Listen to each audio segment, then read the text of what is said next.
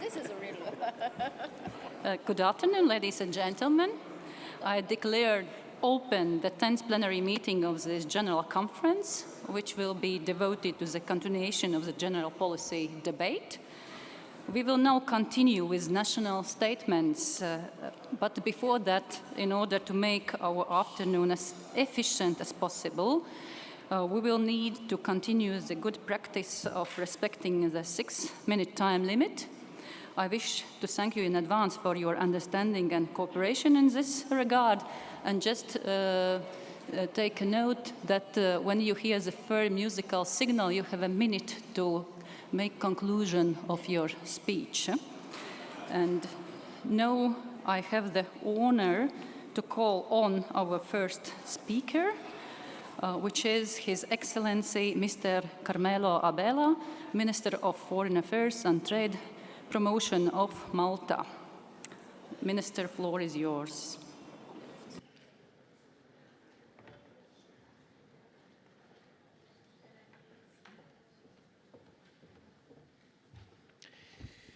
Madam President, Director General, Excellencies, fellow colleagues. Culture is who we are. It underpins our history, our identity, and our sense of belonging. It also forges bridges between people, connecting communities. Over the years, UNESCO has undertaken substantial efforts not only to strengthen ties between societies, but also to highlight the catalytic role of culture, education, and science in bringing people together. As a result of its heritage roots and its multifaceted diversity, Malta is in a unique position to appreciate the essence and value of culture in everyday life. Malta is confident that investing in our culture and heritage will lead to further cultural exchange and culture diplomacy. Understanding culture brings harmony to so increasing multicultural societies. With today's global cultural engagement, cultural diplomacy is going beyond a monopoly of governmental agencies and involves diverse stakeholders from the public sector, the business community, and civil society. With such a diversity of players involved in cultural engagement, the intercultural dialogue can be further enhanced with the noble aim of bringing peaceful coexistence between people of different race and religion.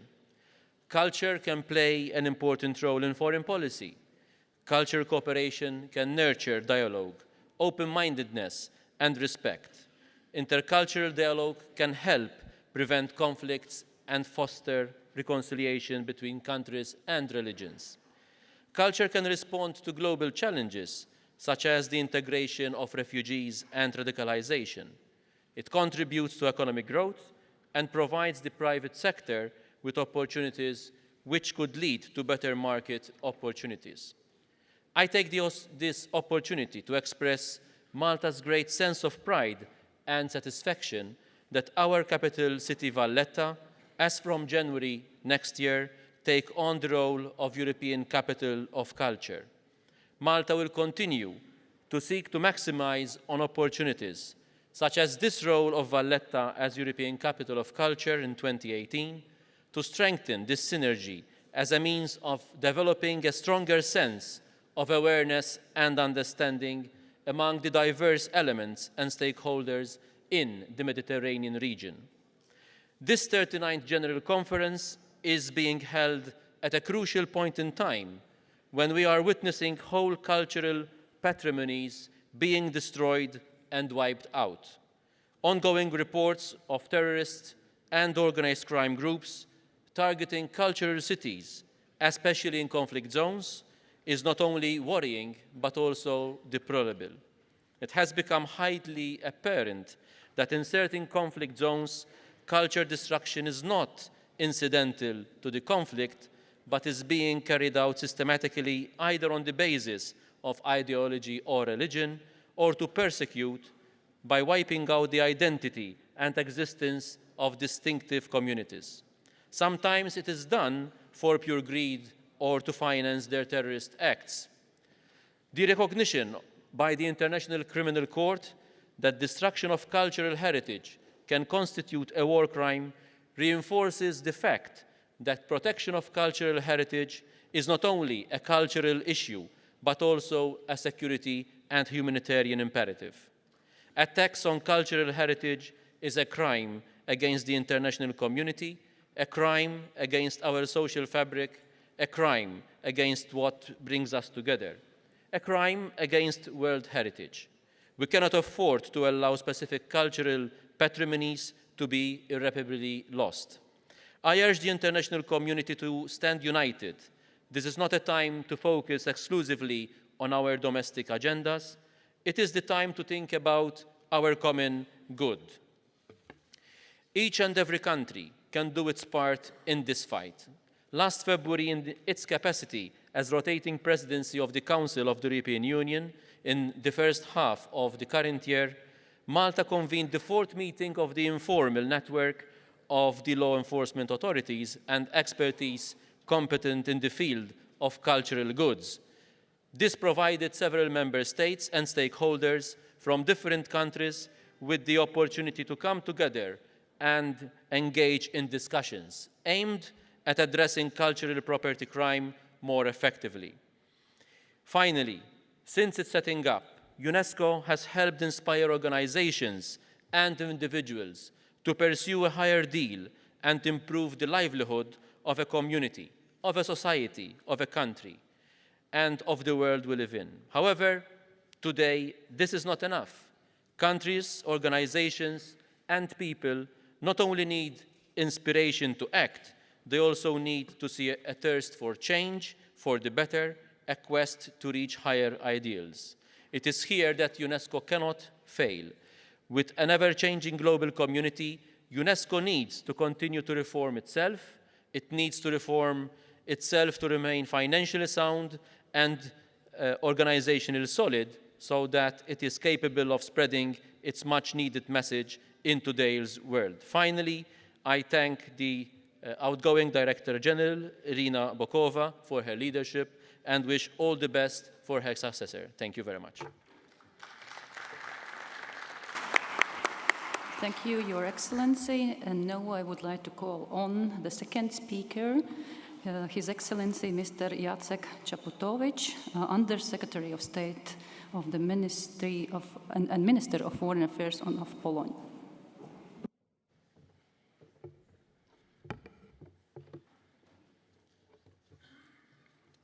Madam President, Madam Director General, delegates, let me start by expressing gratitude on behalf of the Polish government towards Director General Irina Bokova for her efforts to ensure UNESCO's functioning in a difficult time and to preserve prestige of our organization.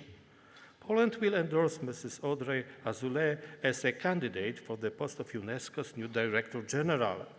We will cooperate with Director General Azoulay in her work to reform and improve UNESCO. Let me also thank Madame Sohour Alaoui, President of the 39th General Conference, for ensuring efficient proceedings. Ladies and gentlemen, the government of the Republic of Poland recognizes UNESCO's historic achievements in education, science, culture, and environmental protection. We attach great importance to the activities of the World Heritage Committee. Indeed, it has a positive role in protecting civilizational and natural heritage of mankind. Poland had the pleasure of hosting the committee's 41st session in Krakow in July this year. We welcome the implementation of the scholarship program, which offers hundreds of students from developing countries a possibility to study at the world's best universities, including Poland's. My government supports all measures taken by UNESCO to protect the heritage of civilization in conflict and war areas. We commend and support UNESCO-sponsored Resolution 2347 of the UN Security Council. It equips our organization with new room for maneuver in conflict-affected areas. It is a course of action that our country will strongly support as a non-permanent member of the Security Council in 2018-2019. We believe that it will be possible to save humankind's endangered heritage in conflict areas. Poland is willing to assist countries in need with this regard by sharing its specialists' work, knowledge, and expertise. Dear delegates, the Memory of the World program is our priority. Documentary heritage, as foreseen by the program, is testament to mankind's memory and diversity. We think that UNESCO should not only protect the memory of humanity's most epic times and legacy, but also make sure that dark and sometimes shameful pages of its history are never forgotten as a warning for future generations. That is why UNESCO should engage on a greater scale than before in commemorating the victims of the Nazi and communist totalitarianisms. Poland has some experience in the matter, which it is willing to share with its partners in UNESCO. Since 2016, the Witold Pilecki Center for Totalitarian Studies has been operating in Warsaw. It documents the crimes of the Nazi and Soviet totalitarianisms in Poland. We will lobby for UNESCO's patronage over this center. Ladies and gentlemen, the government of the Republic of Poland is of the opinion that achievements of UNESCO cannot be put into doubt. However, we cannot conceal that our organization needs fundamental reforms to keep functioning and remain efficient. The reform should focus on the organization as such, its structure, staff, program implementation and funding, and UNESCO's budget. We are opposed to bringing political conflicts to UNESCO. We should be aware of our diversity and cultural differences. It's our strength, our diversity. UNESCO has always been marked by dialogue between its members and an ability to settle disputes and controversies. Universality is the most important feature of our organization, as Madam Director General Bokova has perfectly put it. That is why we regret the United States' decision to withdraw from UNESCO. We are gratified to note that despite this decision, the United States is going to retain as observer with observer status in UNESCO and take part in a number of projects. Dear delegates, let me finish by underlining that UNESCO and its mission has Poland's unqualified support. It is in our deep conviction that by working together, we will be able to deal with the challenges facing our organization.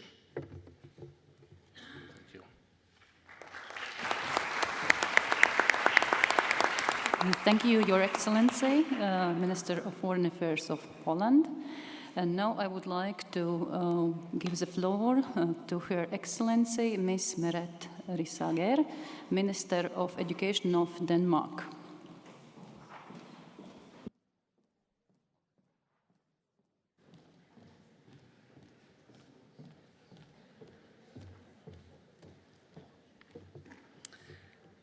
Thank you, Madam President, Madam President of the General Conference, Madam Director General, Mr. President of the Executive Board, Excellencies, ladies and gentlemen. I would like to congratulate Madam Azoulay with her designation as new Director General of UNESCO. We have great expectations to your leadership and integrity, and we hope and expect to see strong UNESCO results and impact in the years to come.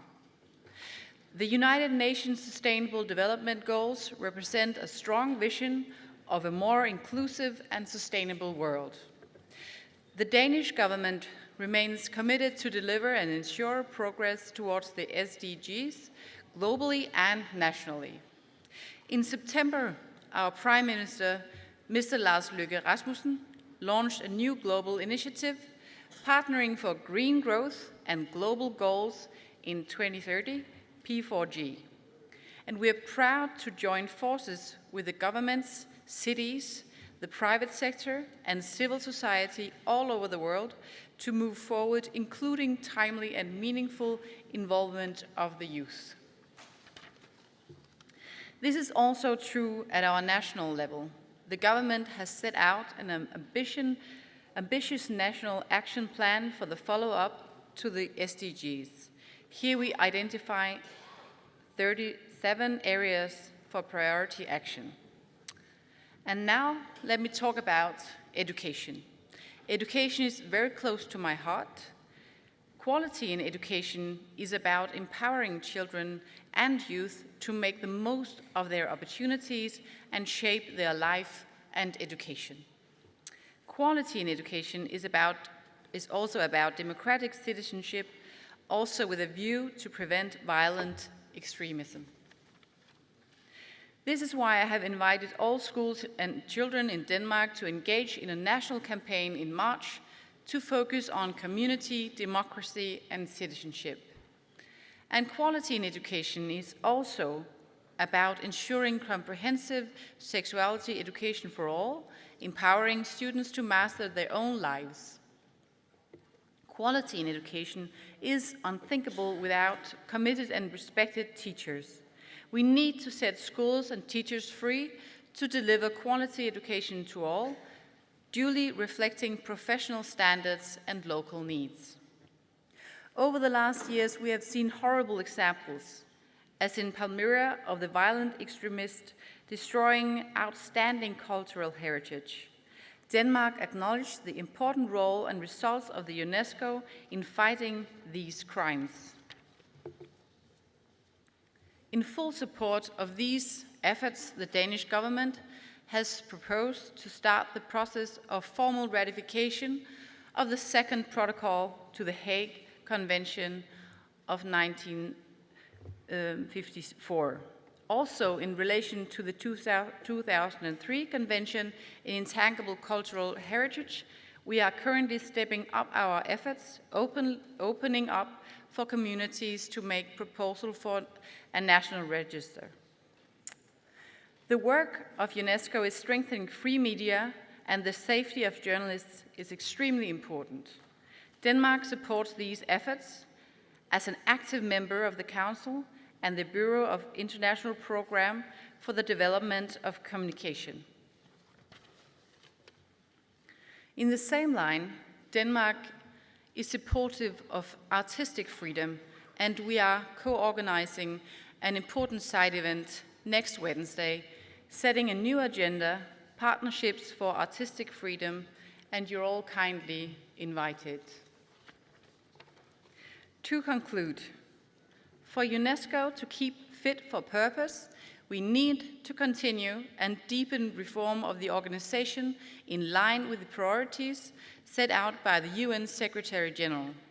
This includes governance reform. Thank you very much for listening.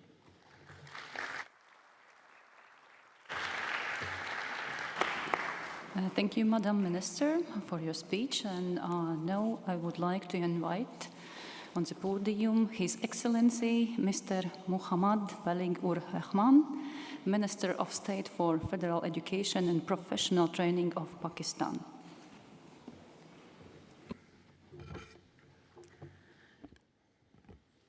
Bismillah ar-Rahman ar-Rahim. The President, 39th General Conference of UNESCO and Director General Ms. Irina Bokova, honorable ministers and distinguished delegates, ladies and gentlemen. It is indeed a pleasure and honor for me to address the UNESCO General Conference for the third time since 2013. At the outset, let me extend my sincere felicitations to Ms. Irina Bokova, the outgoing Director General, for her effective leadership and able stewardship of UNESCO. Despite many administrative and financial challenges which she confronted during her term, she maintained the vibrance and vitality of UNESCO. She surely would be remembered for her outstanding achievements and contributions for global peace, understanding, and development. I also extend my best wishes to the incoming Director General, Ms. Audrey Azoulay. I assure and pledge my country's full support to her for strengthening and betterment of UNESCO, which is a continuous process. Ladies and gentlemen, after the horrors of World War II, UNESCO's emergence as harbinger of peace, hope, and optimism was a renewed trust in humanity. It is an ideal platform for intellectual discourse, which celebrates and respects diversity in cultures and thoughts. In today's world of conflict, political disputes, cultural differences, widespread poverty and inequalities, UNESCO and its work remains relevant and inspiring. It remains alive through national commissions, field offices, UNESCO associations, World Heritage Sites, innumerable UNESCO awards, and the network of Category 1 and 2 centers. Ladies and gentlemen, education and social good cannot prosper or even continue in an environment of terror and extremism. Unfortunately, various regions of Pakistan have greatly suffered for decades due to this extremism and terrorism. In some parts of the country, schools were being targeted, blown up, and girls were being stopped from going to school. The government has made a firm resolve to stop being a hostage to such elements. With the resilience and sacrifices of our people and soldiers, we have successfully rooted out this menace from our country for once and for all. Now I can share with confidence that the terrorist networks in Pakistan have been dismantled. Schools in the affected areas are being rebuilt, and Pakistan is showing a tremendous improvement in terms of law and order and other socio-economic indicators. I also urge all states that we must stand up, raise our voices, and take action against oppression, ethnic cleansing, trans-border terrorism, brutality, and killings, especially when it is state-sponsored, so that we can create a conducive environment for socioeconomic development. Ladies and gentlemen, I'm pleased to share with you that Pakistan is showing a significant progress in economy and education as well. Last year, we posted a robust GDP growth rate of 5.3%, and this year we are expecting even better results. I profoundly believe that democracy is the best accountability and way forward. The funding towards education has almost doubled in this tenure and has also increased in terms of percentage of GDP. Enrollment, net enrollment rate, primary, transition rates have phenomenally gone up, and number of out-of-school children has been reduced by millions at an unprecedented rate. The quality of education, teacher recruitment and training, and provision of missing facilities remains a priority. Gender disparity is reducing as well. I must thank and congratulate UNESCO and its Pakistan office for successfully implementing Malala Fund for Girls Education, which Pakistan helped create by donating US $10 million to UNESCO. I urge all the member states, all of you, to contribute generously towards this cause in UNESCO Malala Fund for girls' education globally. Ladies and gentlemen, Pakistan is taking SDGs very seriously and has started working towards achieving these goals with a firm resolve and commitment. We are using non-formal education models and are going to establish numerous new adult literacy centers. We have also started an institute for non-formal education and adult literacy, which we later intend to get recognized as UNESCO Category 2 Center so that the other regional countries could also benefit from it. We have successfully revived our national assessment system and are all set to launch TIMSS assessment in 2019. We have recently revised our curriculum, which now focuses more on character building, values, global competencies, soft skills, and global citizenship. I'm thankful to UNESCO for recognizing Center of Biological Sciences Karachi as Category 2 center. We have many top-class universities, and I would like to invite more international students to study in Pakistan, for which we're also offering scholarships. In the end, I would like to say that Pakistan's commitment to UNESCO's mission of creating a just, peaceful, and inclusive world remains unwavering.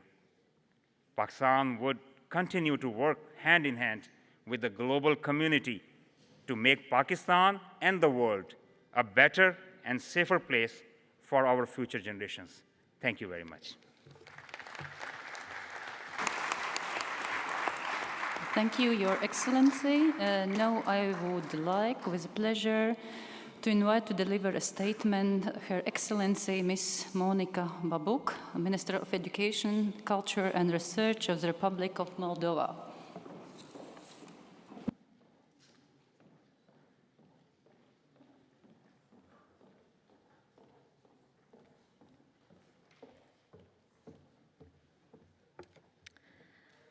Madame la vice-présidente de la conférence générale, Mesdames et Messieurs les ministres, distingués participants, permettez-moi tout d'abord de féliciter Madame Audrey Azoulay à l'occasion de son élection au poste de directrice générale de l'UNESCO et d'exprimer notre reconnaissance à Madame Irina Bokova pour ses accomplissements remarquables à la tête de l'UNESCO. Nous témoignons aujourd'hui des mutations profondes à l'échelle globale et le progrès de l'humanité se voit menacé notamment par le changement climatique, le terrorisme et la pauvreté. Ce contexte particulier rend décisive la mission fondamentale de l'UNESCO de promouvoir la paix et la solidarité intellectuelle et morale de l'humanité, car ces défis ne peuvent être relevés qu'au moyen de la coopération internationale entre les États et à travers un système multilatéral qui fonctionne bien. L'éducation de qualité est le fondement du développement durable d'une société et, de ce fait, elle représente une priorité nationale pour la Moldavie. Les réformes structurelles lancées par le gouvernement permettront d'ajuster le cadre normatif aux normes européennes pour assurer la qualité et la performance d'apprentissage. Parmi les priorités à long terme, nous nous proposons à repenser le processus d'optimisation du réseau scolaire, à établir de nouveaux principes de son organisation, en assurant à toutes et à tous l'accès à une éducation de qualité avec un accent particulier sur le respect de petites communautés et des minorités nationales, mais aussi à l'efficacité de dépenses prévues pour la réorganisation des établissements d'enseignement. Le processus intense de révision des curricula récemment démarré est focalisé sur l'acquisition par les jeunes des compétences nécessaires pour la vie. En même temps, nous allons mettre l'accent sur la débureaucratisation du travail de l'enseignant, tout en veillant sur l'assurance de la qualité du processus d'études et des méthodes d'apprentissage. Il est également important de nous assurer que dans tous les domaines de formation professionnelle, offres éducatives répondent à la fois aux attentes du marché du travail. C'est pourquoi nous soutenons un dialogue permanent avec les employeurs et les autres parties impliquées, tout en promouvant de nouvelles formes de formation, comme par exemple l'enseignement par l'alternance. Mesdames et Messieurs, dans le domaine de la culture, la République de Moldavie s'est engagée ces dernières années dans un vaste processus visant à la sauvegarde du patrimoine culturel et la stratégie de développement de la culture définit les objectifs de développement pour 2020 destinés à faire de la culture une priorité nationale. La coopération de la République de Moldavie avec l'UNESCO connaît actuellement une évolution dynamique marquée par l'introduction des chants traditionnels hivernaux appelés colinda tunciată bărbătească ou encore des techniques traditionnelles de fabrication de tapis sur la liste du patrimoine culturel immatériel de l'humanité. À noter que le secteur culturel et créatif constitue non seulement une ressource culturelle, mais aussi un outil économique. Nous soutenons l'engagement de l'UNESCO pour le développement des industries créatives. C'est ainsi que nous avons multiplié les efforts afin d'intégrer les secteurs culturels et créatifs à l'économie nationale. À cet effet, un premier pôle créatif verra le jour en Moldavie en 2018. Honorable assistance, nous vivons à l'ère de l'information. Les nouvelles technologies sont devenues partie intégrante du processus de développement durable de la société moderne. De ce fait, le gouvernement de Moldavie poursuivra les réformes démarrées dans le secteur ITC avec le développement des parcs informationnels et des hubs IT. Le gouvernement s'est engagé également dans une réforme profonde du système national de recherche et de l'innovation, visant notamment à renforcer l'impact de la recherche et de l'innovation sur l'économie nationale. En vue d'assurer une expertise pertinente des politiques de développement de la science et de l'innovation, un conseil pour la recherche, le développement, l'innovation et le transfert technologique a été formé auprès du Premier ministre. Le financement compétitif, l'élaboration de propositions politiques seront ainsi assurés par la nouvelle Agence nationale pour la recherche et le développement. Pour conclure, je tiens à réitérer l'intérêt et l'engagement de mon pays de poursuivre la coopération avec l'UNESCO au nom des valeurs de la démocratie, de la tolérance et de la multiculturalisme. Je vous remercie de votre attention. Je vous remercie, Votre Excellence.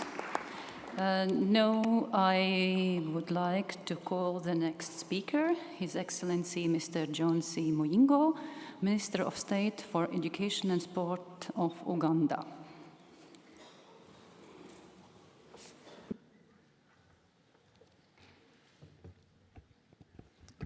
Thank you very much, Chair. Madam President, the Chairperson of the Executive Board, Madam Director General, Your Excellencies, distinguished delegates, ladies and gentlemen. I congratulate you, Madam President, upon your election to chair the 39th session of UNESCO General Conference. I would like also to congratulate Irina Bakova upon her successful completion of her tenure as Director General of UNESCO. We will remember her for her resilience, commitment, perseverance, and dedication for UNESCO. It's during her tenure that the issue of cultural heritage was recognized by the Security Council as critical through passing 2 fundamental resolutions. I wish her success in her future endeavors. Madam President, allow me also to congratulate Madam Audrey on her nomination as Director General and assure her of Uganda's unwavering support for her to fulfill her mandate. The incoming Director General will need to focus on redirecting UNESCO to achieve its core principles and the mandate for which it was established. Madam President, Uganda is committed to the attainment of Sustainable Development Goal number 4 set by the United Nations and to the achievement of the Education 2030 Agenda. Uganda, therefore, supports the Director General's proposal to inject resources in favor of Agenda 2030. Uganda believes that investing in education is the most cost-effective way to drive economic development, skills, women empowerment, and unlock progress on all the 17 Sustainable Development Goals.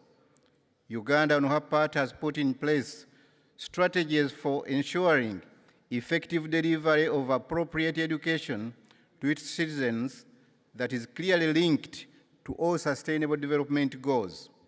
Uganda, therefore, appreciates UNESCO's support received over the years in its effort to translate Agenda 2030 into reality.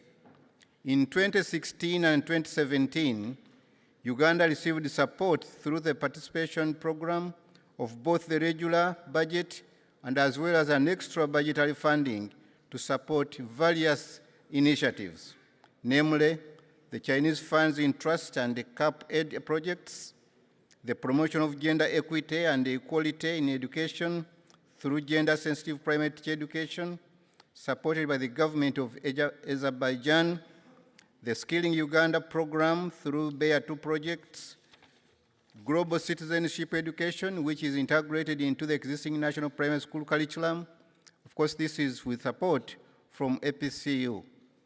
Madam President, Uganda supports the proposed strategic objectives under Program 2, namely strengthening science, technology, and innovation systems, promoting international cooperation in critical challenges to sustainable development, the role of biodiversity and the geosciences, increasing resilience and the sites for sustainable development. We are convinced these proposals will go a long way in strengthening the STI agenda as well as protecting our biodiversity. Uganda further appreciates UNESCO's support towards the promotion of sustainable utilization and conservation of endangered medicinal plants and the nomination of important natural sites for designation as sites for sustainable conservation and climate change adaptation in Uganda. Uganda supports the promotion of socio-economic transformation and therefore endorses Program 3 strategic objectives of supporting inclusive social development, fostering intercultural dialogue for the reapproachment of cultures, promoting ethical principles, and the thematic areas thereunder.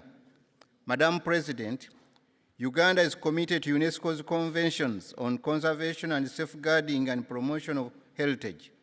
Nevertheless, conservation of heritages must be done in tandem with sustainable development, development of the museums, promotion of intercultural dialogue, and sustainable development. We therefore call for quick operationalization of the establishment of the ad hoc committee to discuss the linkages between sustainable development and the natural and cultural heritage. Madam President, we are totally committed to the advancement of conservation and natural cultural heritage for mankind.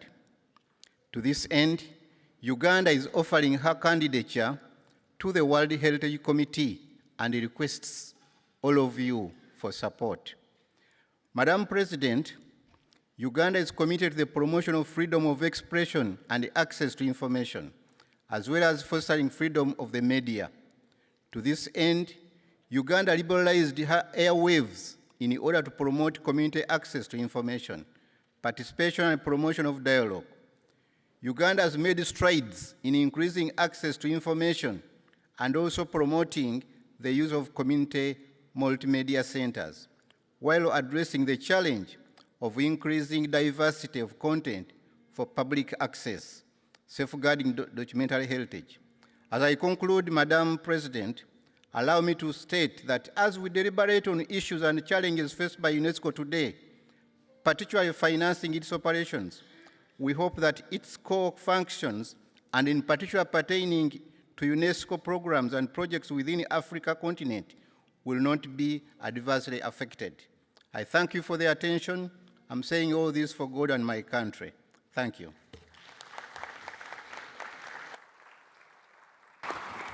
Thank you very much, Your Excellency. Now I would like to call the next speaker, His Excellency Mr. Bence Redvaari, Minister of Human Capacities of Hungary.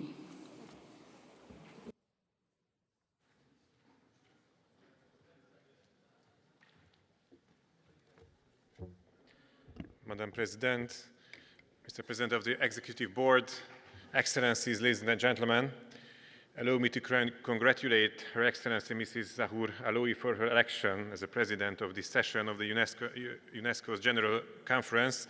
On behalf of the Hungarian government, I wish you a successful presidency. According to the paragraph 2 of the Article 2 of the UNESCO's Constitution, the purpose of the organization is to contribute to peace and security by promoting collaboration among the nations through education, science, and culture in order to further universal respect of justice without distinction of race or language. Ukraine ratified the UNESCO Constitution as a member state. In spite of this, the Ukrainian New Education Act violates the rights of minorities to receive education on their native languages. According to the new Ukrainian legislation, with the exclusion of native language subjects in future, children from national minorities will be taught all subjects in Ukrainian, not on their own language, from the 5th grade upwards, age 10. Approximately 150,000 Hungarian people live in Ukraine, in the Subcarpathian province of the country. As a matter of fact, Ukraine is a multi-ethnic country with a variety of national minorities.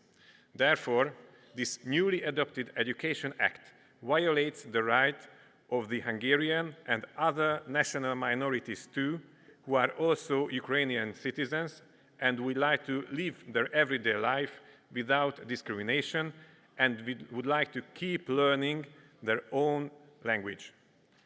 Thus, several other EU states, besides Hungary, have protested with relation to the new Ukrainian Education Act, including Bulgaria, Greece, Poland, and Romania.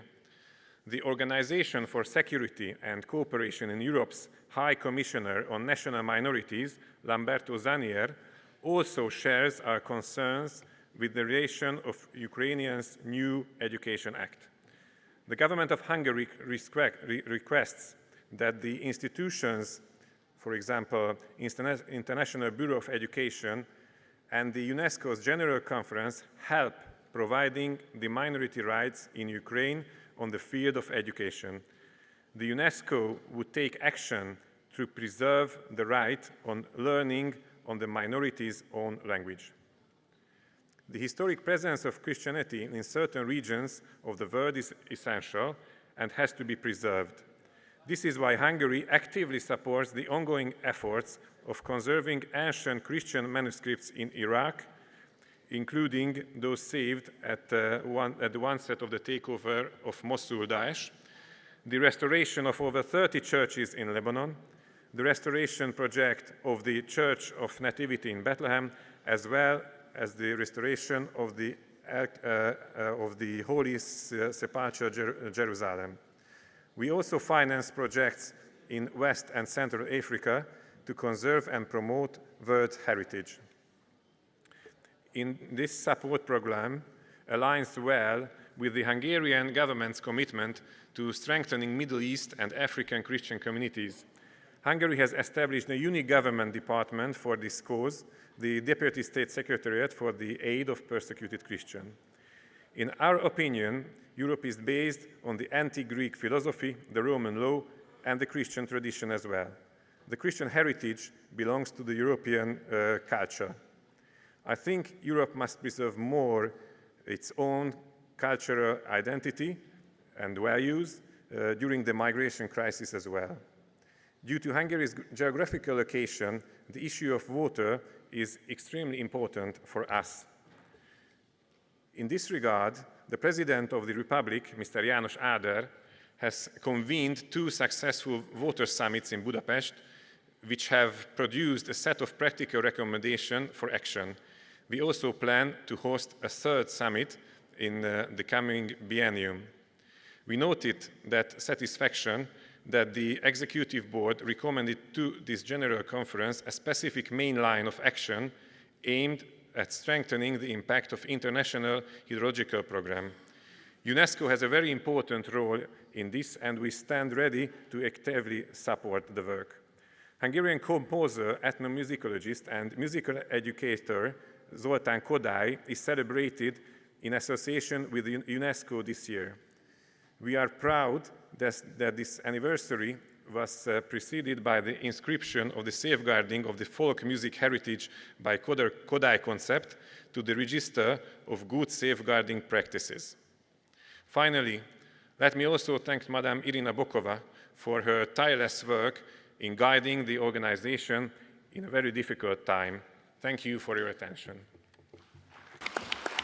Thank you, Your Excellency. I just want to ask audience to talk not aloud between each other, otherwise it could be difficult to hear the speaker. Thank you. Now, I would like to call our next speaker, His Excellency Mr. Mohamed Al-Fares, Minister of Education and Higher Education of Kuwait.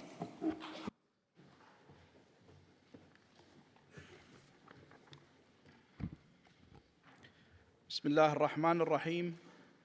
سعادة السيدة رئيسة المؤتمر العام للدورة 39 لمنظمة اليونسكو، سعادة السيد رئيس المجلس التنفيذي لمنظمة اليونسكو، سعادة المديرة العامة لمنظمة اليونسكو، معالي الوزراء، السيدات والسادة رؤساء الوفود، سعادة السفراء والمندوبين لدى منظمة اليونسكو، السيدات والسادة، السلام عليكم ورحمة الله وبركاته. وأحييكم أطيب تحية. بداية يشرفني ويسعدني أن أنقل لكم تحيات دولة الكويت أميراً وحكومة وشعباً، معربين لكم عن بالغ تقديرهم وامتنانهم تجاه ما تقوم به منظمة اليونسكو من جهود حثيثة في طريق التصدي لمشكلات الإنسان وحلحلة قضاياه المعاصرة عبر إرساء قواعد الأمن والسلام بين شعوب العالم، وذلك عن طريق بوابات التربية والعلم والثقافة.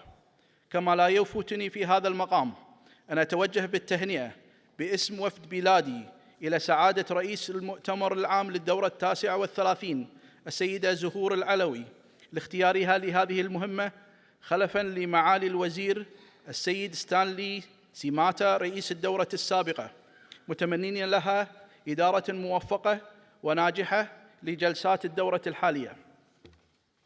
السيدات والسادة، غير خفي عليكم بأن كياننا المادي الجامع لمليارات البشر يعيش بالوقت الراهن أوقات صعبة ومقلقة للغاية، كما يمر بمنعطفات مفصلية وخطيرة على مختلف المسارات والأصعدة، وذلك بفعل العديد من التحولات والمتغيرات الدراماتيكية التي طرأت خلال السنوات الأخيرة على الساحتين الدولية والإقليمية، وفي مقدمتها اتساع دائرة الاضطرابات والنزاعات في مناطق واسعة من العالم. وضمن هذا السياق نؤكد لكم بأن دولة الكويت لا تزال تتحمل مسؤولياتها الأخلاقية والإنسانية تجاه مشاكل الإنسان في العالم، كما نؤكد بتوجيهات سامية من قائد العمل الإنساني العالمي أمير البلاد الشيخ صباح الأحمد الجابر الصباح حفظه الله ورعاه بأن الكويت ستستمر في تقديم واحتضان العديد من المبادرات والمشاريع والمؤتمرات التي تعني بالإنسان. وعليه ستقوم دولة الكويت باستضافة المؤتمر الدولي حول معاناة الطفل الفلسطيني خلال الفترة من 12 إلى 13 نوفمبر 2017، الذي يأتي في ظل انتهاكات القوة القائمة بالاحتلال لاتفاقيات حقوق الطفل الدولية. كما وستقوم دولة الكويت باستضافة مؤتمر المانحين لدعم التعليم في الصومال، إيماناً منا بأهمية التعليم في نهضة الشعوب وتحقيق أهداف التنمية المستدامة، بالإضافة إلى توسيع الشراكات المجتمعية والأهلية كالشراكة مع مبرة السعد للمعرفة والبحث العلمي بصفة شريك في اليونسكو. هذا وقد قدم حضرة صاحب السمو أمير البلاد مساهمة مالية بقيمة 5 ملايين دولار لدعم أنشطة اليونسكو الخاصة بالأزمة السورية، مخصصة للطلبة اللاجئين بالأردن، لتكون مكملة لدعم الكويت السابق لمبادرات اليونسكو المخصصة لصالح السوريين واللبنانيين بمبلغ 500,000 دولار في عام 2015. ولتبرع حضرة صاحب السمو الشيخ صباح الأحمد الجابر الصباح حفظه الله ورعاه البالغ 3.5 مليون دولار لدعم برنامج وأنشطة اليونسكو بوجه عام منذ عام 2013.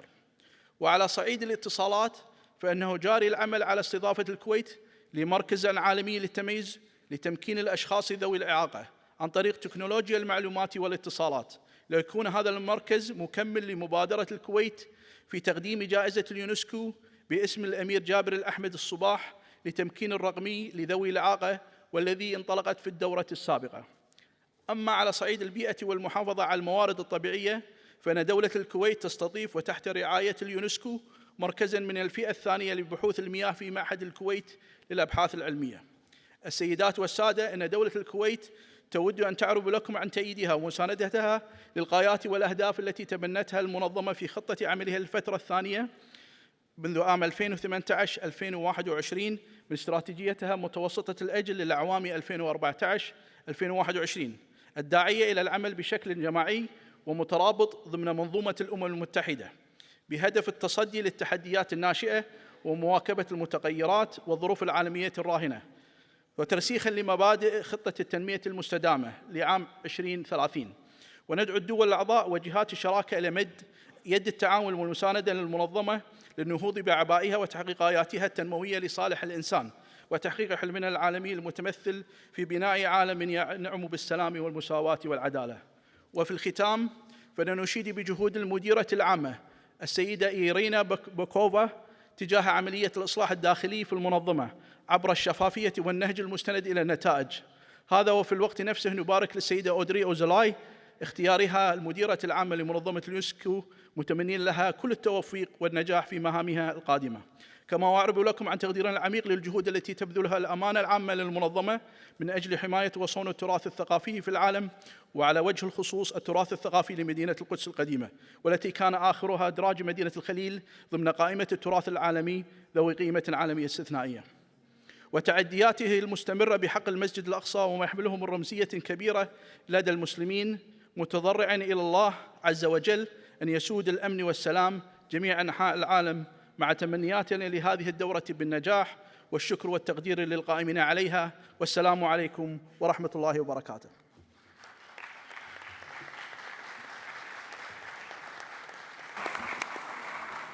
Thank you very much, Excellency, for your speech. Now I would like to invite His Excellency Mr. Ahmad Khazali Asil, Minister of National Education and Civic Promotion of Chad, to deliver his statement on behalf of his delegation.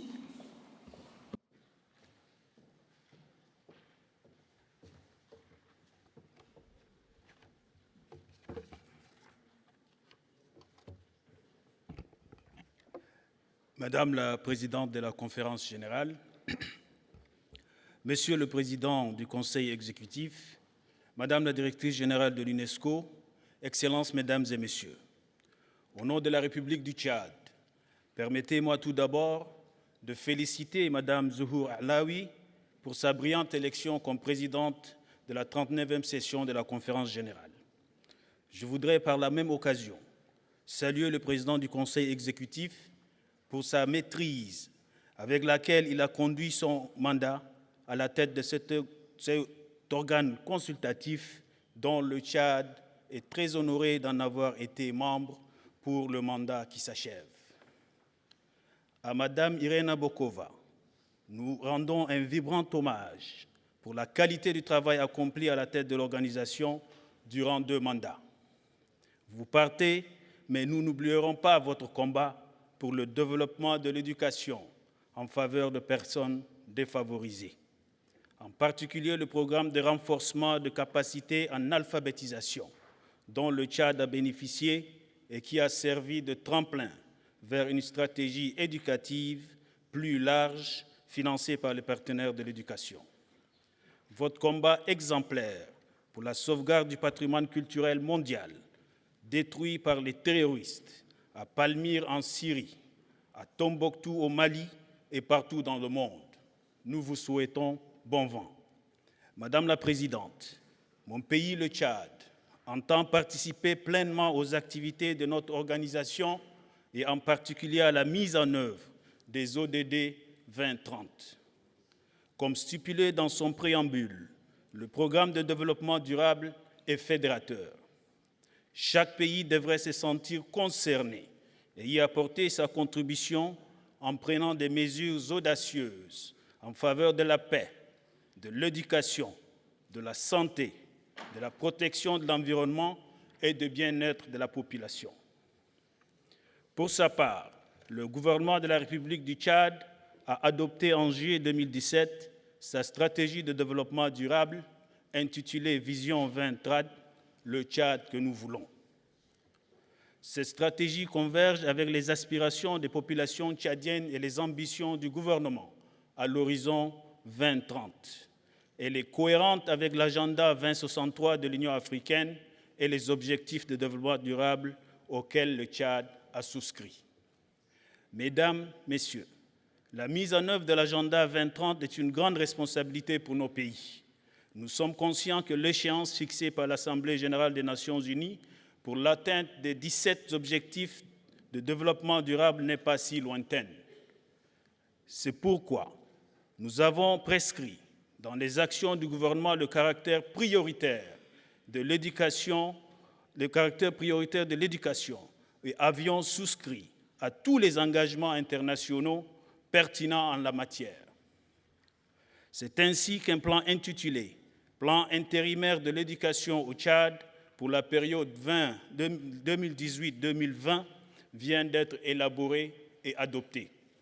C'est un plan d'action qui s'arrime au plan national de développement et qui fait suite à la stratégie intérimaire de l'éducation et de l'alphabétisation achevée en 2016. Ce plan vient d'être approuvé par le Partenariat mondial de l'éducation qui accepte de le financer comme le précédent. Mesdames et Messieurs, je voudrais évoquer pour la déplorer la violence qui vit notre monde aujourd'hui et dont notre jeunesse est à la fois victime et actrice. Qu'est-ce qui nous manque aujourd'hui pour vivre en paix dans ce monde ultra numérisé, dans ce monde de surconsommation? Nos enfants reçoivent-ils l'éducation qu'il faut? N'auront-on pas pu prévenir les extrémismes qu'engendrent la violence et la désolation aujourd'hui? Daesh au Moyen-Orient et en Europe, Boko Haram dans la région du lac Tchad, Shebab dans le Corne de l'Afrique et autres nébuleuses au Mali et autres pays voisins. Au nom du peuple tchadien, nous adressons nos sincères condoléances aux familles éprouvées et renouvelons notre solidarité. Aussi, pour mettre fin à cette escalade meurtrière sans frontières, nous demandons à l'UNESCO d'appuyer nos pays à développer des programmes d'enseignement basés sur la prévention de l'extrémisme violent, de l'éducation de la culture de la paix, le dialogue interculturel, l'éducation à la citoyenneté et aux droits de l'homme. Mesdames et Messieurs, aux défis de développement sécuritaire s'ajoutent les défis environnementaux, notamment l'assèchement du lac Tchad et la perte de biodiversité et des écosystèmes. À cet égard, le gouvernement de la République du Tchad, par ma voix, soutient fortement l'initiative du Nigeria d'organiser au cours de cette session une réunion spéciale sur le sujet. Madame la Présidente, nous sommes conscients des limites de notre organisation, mais nous devons demeurer tout aussi conscients que l'UNESCO est une organisation indispensable pour la poursuite des idéaux de la paix dans le monde, de la tolérance, du respect de l'autre, du dialogue, de la protection de l'environnement par la promotion de l'éducation, des sciences, de la culture et de la communication.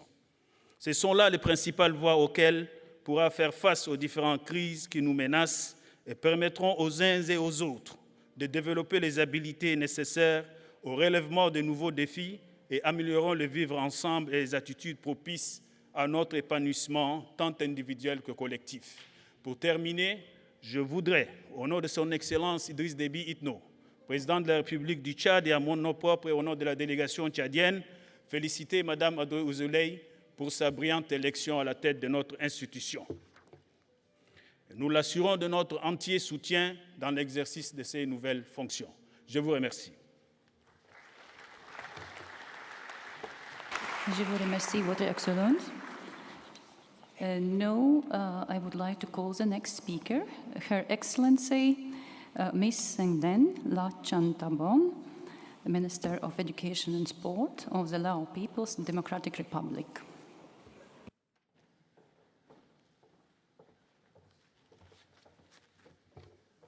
Sabaidi, bonsoir. Madame la Présidente, Monsieur le Président du Conseil exécutif, Madame la Directrice générale de l'UNESCO, Excellences, Mesdames, Messieurs, chefs d'État et gouvernement et chefs de délégation des pays membres. Au nom de la délégation de la République démocratique populaire Lao et en mon nom personnel, Je suis très honoré de prendre la parole à cette Assemblée générale si importante. De prime abord, permettez-moi d'adresser mes sincères félicitations à Madame Zouak Aloui pour votre sélection à la présidence de la 39e session de l'Assemblée générale de l'UNESCO. Madame la Présidente, le gouvernement du Laos s'est fixé l'objectif de sortir du statut de pays sous-développé en 2020 en considérant l'éducation comme un secteur privilégié. Après l'approbation du cadre d'application de l'éducation d'ici 2030, le ministère de l'Éducation et des Sports a nommé des coordinateurs nationaux pour l'objectif 4 du développement durable et a organisé des réunions de discussion à l'échelle nationale dans le but de propager son contenu et de le relier au plan quinquennal de la 8e édition 2016 à 2020. Durant la dernière décennie, le ministère de l'Éducation et des Sports s'est focalisé sur l'amélioration de la qualité de l'éducation en développant largement la préscolarisation, la qualité de l'enseignement-apprentissage au niveau primaire et secondaire et l'amélioration de la qualité de la formation des enseignants. Parallèlement au renforcement des compétences des administrateurs de l'éducation de chaque niveau, le ministère de l'Éducation et des Sports a également élaboré plusieurs actes juridiques pour servir au développement du système éducatif, notamment le droit de l'éducation, le plan de développement et la stratégie éducative. Après son intégration à la communauté économique de l'ASEAN, le gouvernement laotien a davantage promu la formation professionnelle et encouragé la coopération avec des particuliers dans le cadre du renforcement des compétences afin de répondre aux besoins du marché du travail à l'intérieur du pays et à l'étranger. Pour encourager l'apprentissage longue vie, nous avons organisé des formations afin de soutenir le niveau de l'éducation à travers le programme de formation non formelle et de formation professionnelle réservé aux adolescents et aux adultes. Nous estimons qu'en 2025, la population laotienne âgée de 15 ans à 35 ans terminera le premier cycle du secondaire du programme d'éducation non formelle. Quant à la formation des élèves pour qu'ils deviennent citoyens internationaux, nous avons inséré le contenu de l'éducation civique internationale dans le programme de formation et nous avons également introduit l'enseignement-apprentissage de l'anglais à partir de la 3e année du primaire. Dans le domaine scientifique, une politique stratégique et des législations ont été élaborées et adoptées pour servir de base dans la promotion du développement scientifique et technologique. Durant ces 5 dernières années, nous avons soutenu 104 projets de recherche. Ont été achevées la création du centre numérique Data Center et celle du centre de formation des fonctionnaires administrateurs des sciences et de la technologie. Dans le domaine culturel, le dossier de proposition d'inscription de la plaine des Jacques sur la liste du patrimoine mondial a été élaboré et soumis au Centre du patrimoine mondial pour son approbation en septembre 2017. Actuellement, le dossier de proposition d'inscription de la réserve nationale Hinamno sur la liste du patrimoine naturel est en cours de préparation. Des réunions pour le renforcement des compétences de l'État et des organisations sociales concernées la mise en pratique de la Convention de Bensin sur la protection et la promotion de la diversité des expressions culturelles ont été organisées. Nous avons inscrit l'artisanat d'art laotien, des chants régionaux, le lambong, c'est la danse traditionnelle lao. Le kelao, c'est l'instrument de musique traditionnelle lao. La marionnette hip-hop et le tissage en motif de naga sur la liste du patrimoine immatériel de l'UNESCO. Madame la Présidente, Mesdames, Messieurs, ces résultats sous-mentionnés n'auraient pas été obtenus sans les soutiens et aides nationaux et internationaux. Au nom du gouvernement laotien, très reconnaissant de cet appui, je profite donc de cette occasion pour vous adresser nos sincères remerciements pour vos soutiens fructueux et plus particulièrement à Madame la secrétaire générale de l'UNESCO, Madame Irina Bokova. Pour terminer, je vous souhaite un bon résultat de cette 39e session de l'Assemblée générale. Je vous remercie de votre attention. Merci, Votre Excellence, pour votre discours. Now I have a pleasure to call on next speaker, His Excellency Mr. Roberto Aguilar, Minister of Education of the Plurinational State of Bolivia.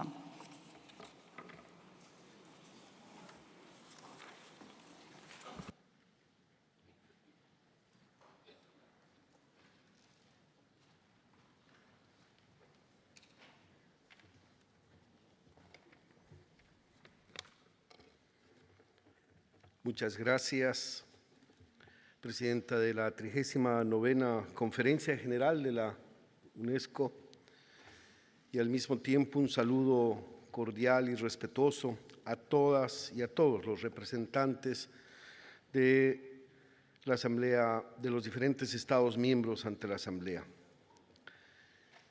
Al mismo tiempo quiero saludar a la Directora General de la UNESCO con un saludo especial de parte del Estado, el Gobierno y el pueblo boliviano, que guardan gratísimos recuerdos de su visita a Bolivia. A nombre del Estado Plurinacional de Bolivia, extiendo las felicitaciones a la señora Audrey Azoulay, recientemente nominada a la dirección de este importante organismo internacional, deseándole mucho éxito en sus funciones de dirección máxima del UNESCO y al mismo tiempo permítame expresarle la decidida voluntad de mi país de trabajar conjuntamente para que la UNESCO enfrente los bloqueos que algunos países económicamente poderosos creen que el mundo y los organismos multilaterales les pertenecen. Naciones Unidas y sus organismos son creación de los Estados para la paz y la justicia social en el mundo. La UNESCO es del mundo y de todos los pueblos. Así se fundó y así debe continuar con su mandato. Asimismo, extiendo mis más sinceros agradecimientos y expresiones de respeto a la Directora General, señora Irina Bokova, por su firme decisión de dirigir la UNESCO en procesos que permitieron saldar deudas históricas, como la inclusión de Palestina a este espacio multilateral de paz, de respeto y justicia en el mundo, como lo hizo también recientemente la Asamblea General de Naciones Unidas al condenar el injusto bloqueo contra la heroica hermana República de Cuba por parte de Estados Unidos.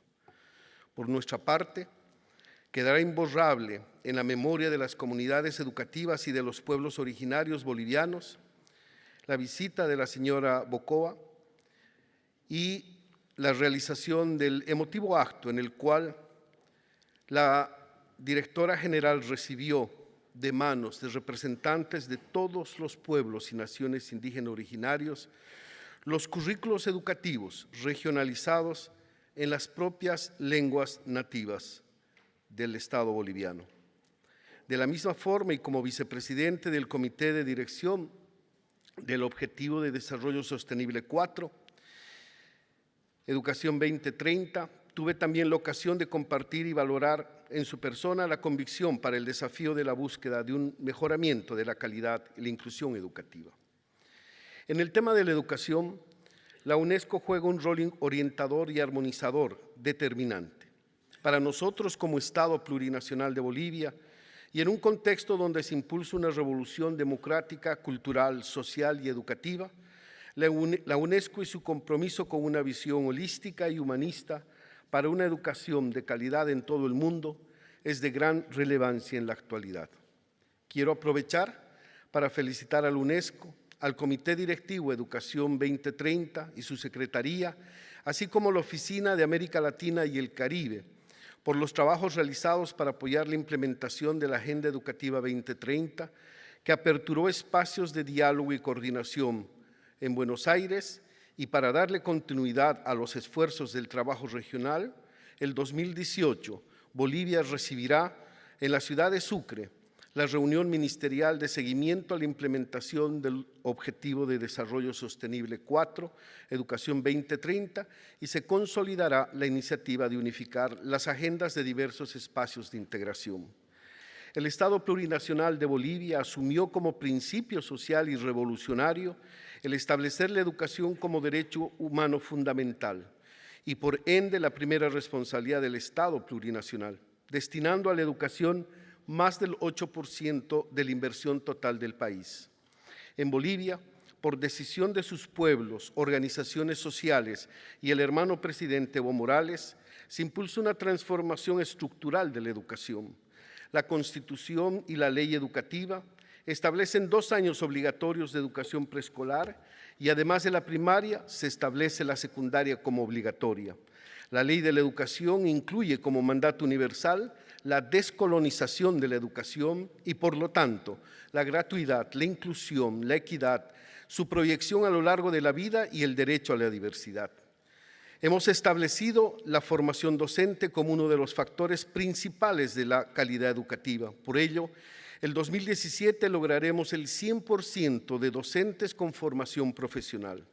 La educación de los pueblos y naciones indígenas originarios es política de Estado y el horizonte de la educación es el de dotar de educación pública y gratuita a todas y a todos los bolivianos y bolivianas, con calidad, con justicia social, con cobertura prioritaria de los sectores vulnerables.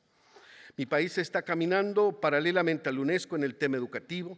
Tenemos muchas coincidencias, con orgullo puedo decir que caminamos juntos como lo hacemos con Cuba y Venezuela en temas como la lucha contra el analfabetismo. En Bolivia estamos y seguiremos trabajando para alcanzar no solo los indicadores cuantitativos determinados por la comunidad internacional, sino el de lograr la alegría de nuestros niños y la felicidad de nuestros pueblos. Nuestra experiencia es para compartirla y lo digo muy fraternalmente. Muchas gracias. Muchas gracias, Excelencia. Now, I would like to call the next speaker, His Excellency Mr. Alkasom Maiga, Minister of Higher Education, Scientific Research and Innovation of Burkina Faso.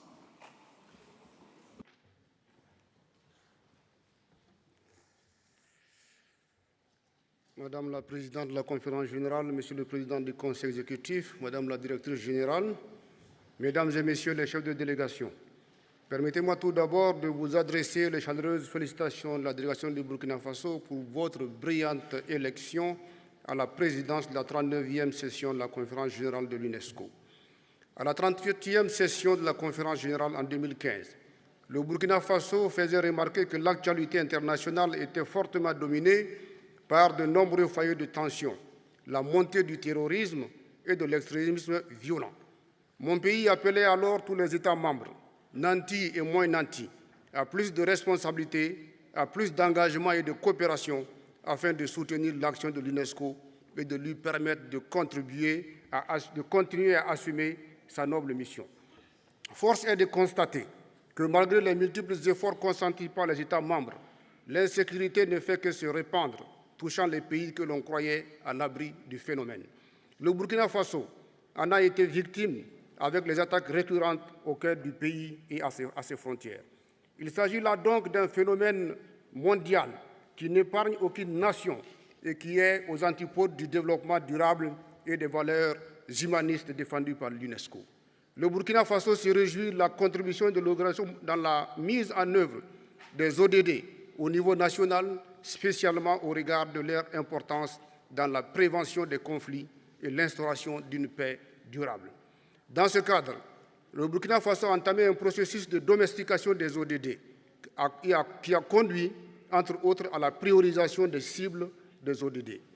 Les résultats de la priorisation ont été pris en compte dans le processus d'élaboration du référentiel du développement national du Burkina Faso, qui est le Plan national de développement économique et social, le PNDS. Les actions de communication et de plaidoyer ont également permis à différents acteurs de mieux comprendre les enjeux liés à la domestication des ODD. Le Burkina Faso se félicite de ce que, conformément à la décision des États membres, le budget du 39C5 soit fondé sur un cadre budgétaire intégré, englobant non seulement le budget ordinaire, mais aussi toutes les autres ressources qui participent au financement du programme de l'UNESCO. C'est le lieu pour le Burkina Faso d'encourager d'une part l'organisation à mobiliser de nouveaux partenariats pour la mise en œuvre de ces programmes et d'autre part les États membres à honorer leur engagement financier. S'agissant des deux priorités de l'organisation, le Burkina Faso note avec intérêt les actions de l'organisation de la mise en œuvre de l'égalité genre et encourage la poursuite des efforts, notamment dans les pays les moins avancés. Concernant la priorité Afrique, le Burkina Faso salue l'alignement de la stratégie opérationnelle de l'UNESCO en faveur de l'Afrique à l'agenda 2063 de l'Union africaine. Il importe cependant que des ressources conséquentes soient allouées à la mise en œuvre effective des programmes phares de la stratégie opérationnelle. Dans le domaine de l'éducation, le Burkina Faso apprécie positivement le fait que le tiers du budget soit consacré au programme éducation ainsi que l'attention particulière accordée à l'enseignement supérieur, contrairement aux années antérieures. Dans le cadre de l'amélioration de la qualité de l'enseignement supérieur, le Burkina Faso a pris des mesures pour la connectivité, la création d'une université virtuelle, l'élaboration de campus Faso et des espaces numériques ouverts. Un appui conséquent de l'UNESCO de ses partenaires pourrait permettre d'accélérer la réalisation de ces projets au profit des universités, écoles et centres de formation professionnelle. Au regard de la violence croissante dans nos États et nos écoles, la délégation du Burkina Faso souhaite que soit renforcée l'éducation à la citoyenneté et aux droits humains. Mesdames et messieurs, permettez-moi, au moment où j'aborde le point sur la culture, de saisir l'opportunité pour remercier tous les États membres qui ont soutenu l'inscription du complexe W. Arli Pendiari sur la liste du patrimoine mondial de l'UNESCO. Le Burkina Faso félicite la directrice générale pour son engagement personnel contre les destructions et le pillage du patrimoine culturel des pays en conflit et pour la pénalisation de ces actes. Nous avons donc au niveau de la culture, ma délégation souhaite que l'UNESCO appuie dans plusieurs domaines. Parce que nous avons créé une université dans la zone de Gawa, qui est une zone à vocation culturelle, où nous avons donc développé un diplôme de gestion du patrimoine culturel. Nous remercions également l'UNESCO pour l'appui concernant le Centre des arts vivants. Et dans ce domaine, nous félicitons tous les acteurs qui ont contribué à cela. Au regard du rôle transversal de la culture et de son importance sociale, économique et politique, le Burkina Faso souhaite que lui soit accordée une attention particulière dans la mise en œuvre des 17 objectifs. Mesdames et messieurs, au titre des sciences, mon pays se félicite de la qualité de la coopération entretenue avec l'UNESCO. Au moment où notre organisation s'apprête à changer de direction, je voudrais, au nom de mon pays, rendre un hommage mérité à Mme Irina Bokova et ensuite, ma délégation souhaite féliciter Mme Audrey Azoulay, à qui nous adressons toutes nos chaleureuses félicitations. Je voudrais, au nom de mon gouvernement, lui exprimer nos vœux de réussite et l'assurer du soutien du Burkina Faso.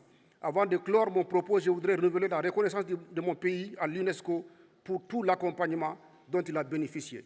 Je vous remercie. Je vous remercie, Votre Excellence. Now, let me call on the next speaker of this session, His Excellency Mr. Elias José Hawa Milano, Minister of Education of the Bolivarian Republic of Venezuela.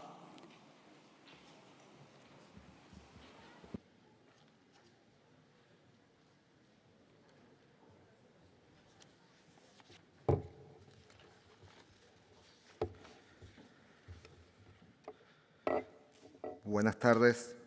Queremos, en nombre del Gobierno Bolivariano de Venezuela, saludar a la nueva directora Audrey Azoulay, reconocer la labor de la directora saliente Irina Bokova y a quien preside esta conferencia, señora Zour Alawi. Saludos fraternos a todas y todos los jefes de delegación. La República Bolivariana de Venezuela, en su actual condición de presidencia del Movimiento de Países No Alineados, asista a esta conferencia para reiterar su compromiso de consolidación y expansión de los objetivos propuestos en materia de educación, contenidos en la Agenda 2030. Estos compromisos los asumimos y los estamos cumpliendo en medio de una ilegal y agresiva política de amenazas de intervención militar y de aplicación de sanciones económicas por parte del gobierno de los Estados Unidos de América contra un país democrático y promotor de la paz y de la integración como lo es Venezuela. Similar agresión sufre esta prestigiosa organización del Sistema de Naciones Unidas. Por ello, nos solidarizamos y expresamos en nombre del gobierno del presidente Nicolás Maduro y del pueblo venezolano el más absoluto respaldo a la vigencia, pertinencia y valores de pluralismo como base moral de la UNESCO. Hoy venimos a rendir cuenta de los avances en materia de la Agenda Educativa 2030. Para ese año futuro, la UNESCO, en función de garantizar el acceso a la educación, recomienda a los países adoptar políticas y leyes que garanticen 12 años de educación primaria y secundaria gratuita. Hoy en Venezuela, el Estado democrático, social, de derecho y de justicia garantiza hasta 24 años de educación pública, gratuita y obligatoria en todos los niveles, hasta los estudios universitarios, según lo establece nuestra Constitución de 1999 y la Ley Orgánica de Educación, que establecen que la educación es un derecho humano. Para 1990, el presupuesto educativo alcanzaba difícilmente un 3,15% del PIB. Esta situación cambió favorablemente con la llegada del comandante Hugo Chávez y la revolución del socialismo bolivariano al gobierno. A partir de 1999, se experimenta un crecimiento sostenido hasta hoy, donde el presupuesto educativo alcanza al 7,5% del Producto Interno Bruto, en medio de una contracción del 70% del ingreso nacional, producto de la caída de los precios petroleros y de las agresiones contra nuestra economía. En materia de igualdad de género, la mitad de la población estudiantil son mujeres. Hemos fortalecido la educación multicultural bilingüe, donde se prioriza la enseñanza de 37 idiomas de las comunidades indígenas de nuestro país. En cuanto al mejoramiento de la calidad, a través del Plan de Formación Simón Rodríguez, dirigido a la especialización de docentes, hemos alcanzado para el momento 60.000 docentes cursando estudios gratuitos en 16 áreas de especialización, maestría y doctorados, cerca del 10% de nuestro personal. El 90% de nuestro personal es titular de sus cargos docentes. Gozan del pleno derecho a la sindicalización y a la contratación colectiva y son objeto de una sostenida política de incrementos salariales para proteger su poder adquisitivo, además de otros mecanismos de protección social. La calidad la concebimos como una integralidad, el acceso a las tecnologías de información, más de 6 millones de computadoras portátiles, como esta que tengo en mis manos, han sido donadas a los estudiantes de distintos niveles. Este programa ha recibido un reconocimiento de buenas prácticas educativas de la UNESCO. El 90% de las instituciones educativas tienen acceso a Internet y más de 20 millones de textos escolares con contenidos producidos por pedagogos venezolanos son distribuidos gratuitamente. El 50% de nuestros estudiantes reciben útiles escolares gratuitos y uniformes subsidiados, bonos y becas sociales. En el 75% de las instituciones educativas públicas se ofrece un programa de alimentación escolar, desayuno y almuerzo. Para 2018 cubriremos el 100% con una merienda nutricional. Esto explica por qué el 76% de los cerca de 8 millones de estudiantes de la población estudian en el sistema público de educación. Igual sucede en el sector universitario, donde el 72% de los estudiantes cursan sus estudios en sistemas de educación pública. En materia de oportunidades de estudios para todos y todas, a través de distintos programas llamados misiones educativas, se atiende de manera gratuita a 1.550.000 venezolanos, brindándoles la oportunidad de alfabetizarse y culminar estudios primarios, secundarios y universitarios o incorporarse a procesos técnicos productivos. Para 2017 hemos alfabetizado 1.800.000 patriotas. Estos logros son compartidos con los países de la Alianza Bolivariana para Nuestra América. Recordamos y agradecemos que en el año 2005 la UNESCO reconoció a Venezuela como territorio libre de analfabetismo. Nuestro modelo educativo busca formar a ciudadanos y ciudadanas para una sociedad donde nos reconozcamos en nuestra diversidad, y aquí también queremos agradecer la declaratoria de 5 patrimonios culturales inmateriales por parte de UNESCO que reconocen nuestra cultura indígena, afrovenezolana, campesina y nuestro sincretismo religioso. Señora directora, cuente con nuestro compromiso de avanzar en la Agenda 2030.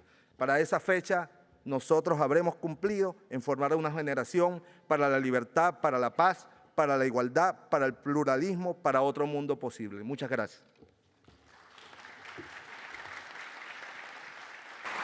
Muchas gracias, Excellencia. Now I am pleased to call on our next speaker, Her Excellency Ms. Angelina Motsecha, Minister of Basic Education of South Africa.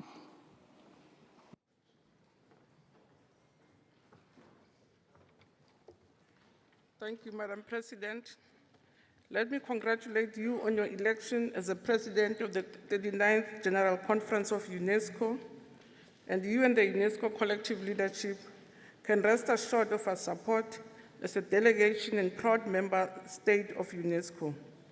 To our as-well President of the 38th General Conference, Mr. Stanley Matuba, our neighbor, you did definitely manage the gavel in ensuring total observance of the rules of engagement during your tenure as the President.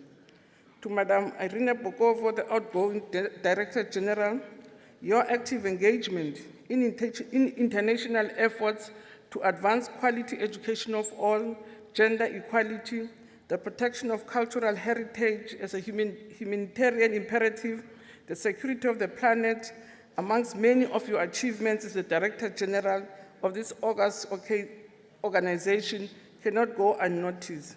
And your deliberate efforts to recognize all regions of the world equally, especially your deliberate elevation of the African continent's agenda and your resoluteness against extremism, youth radicalization, and hatred amongst people of the world are unequaled.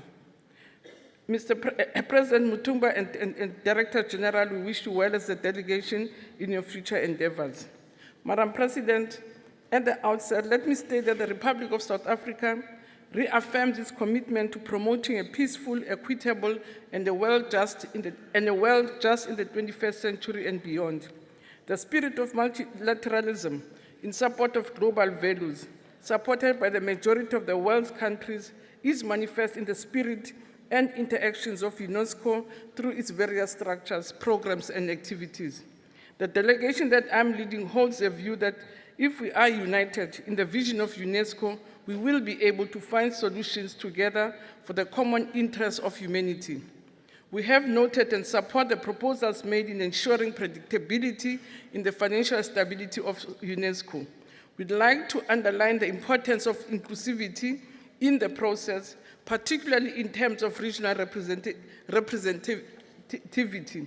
And related to this, we'd like to reiterate the importance of capacity building, particularly in the field offices, for the implementation of the flagship Priority Africa Strategy 2014 to 2021 programs, so that these offices can be helpful at the grassroots level where it matters the most. Madam President, the rise of prejudices, hatred, and violence, which we see manifested in some regions and countries and against particular sections of communities, makes UNESCO's mission and interventions even more urgent.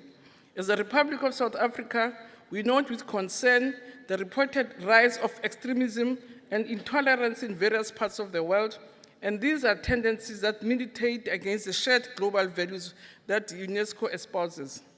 The Republic of South Africa reaffirms the role of UNESCO in the industrialized and developed world, geared at the eradication of the impediments towards human rights and human dignity, and towards peaceful, secure, and safe planet. And such impediments threaten many of our development gains as we yearn for more. Madam President, the Sustainable Development Goals, SDGs, hold hope for us as they have been incorporated in our government's National Development Plan, Vision 2030, which has a 2030 horizon and maps out the national development priorities of our country, which are articulated in the 2014-2019 medium-term strategic framework of our government and aligned to the African Union Agenda 2063. Focus on sector outcomes, South Africa has adopted a multi-layered integrated approach to planning and delivery, incorporating an evidence-based approach driven through the Presidency and the Department of Planning, Monitoring and Evaluation. In addition, Statistics South Africa, a government agency, is enjoined to periodically provide our government with requisite empirical evidence, data, and statistics on a variety of issues. So, Madam Speaker, I'm happy to announce that most recently, we released the Sustainable Development Goals 2017 Indicator Baseline Report, which sheds light on the extent to which we have implemented SDGs, and in what areas the implementation needs to be accelerated in order to rid South Africa of the extreme triple challenges facing us, namely which is poverty, unemployment, and inequality. We are of view that this baseline report will form a basis for high-stakes decision-making, strategic planning, program, and intervention in implementation, as well as funding and accountability imperative in our country. So the report is accessible from our website. So, Madam President, I must stress that the deliberate integration of SDGs within our country's National Development Plan, our government's medium-term strategic framework, and our AU Agenda 2063 is especially important in a complex sector like education, which in our country straddles between basic education, vocational and technical education, as well as higher education and training. The global commitments in the SDGs help us to deepen the knowledge, skills, values, and attitudes of the people of South Africa and of other member states globally. In the basic education sector, for example, several evaluations have been completed in order to ensure that the implementation of the strategic program is aligned substantially to the anticipated outcomes and vision in the National Development Plan, the Basic Education Sector Plan, and the AU Continental Education Strategy for Africa. So in conclusion, Madam President, ladies and gentlemen, let me quote the wise words of our first founding father, President Nelson Mandela, when he said, and I quote, "It is now in our hands to make a difference through our contribution to humanity. South Africa cannot afford to isolate itself from the global partnerships striving for the betterment of humankind and the planet. We will continue our active membership of UNESCO so that we can reap from the collective wisdom of member states." I thank you, Madam President. Thank you very much, Your Excellency, and thank you for reminding Mandela's words. So now I'd like to invite our next speaker, Her Excellency, Ms. Gladys Elizabeth Palala Galvez, Deputy Minister for Culture of Guatemala.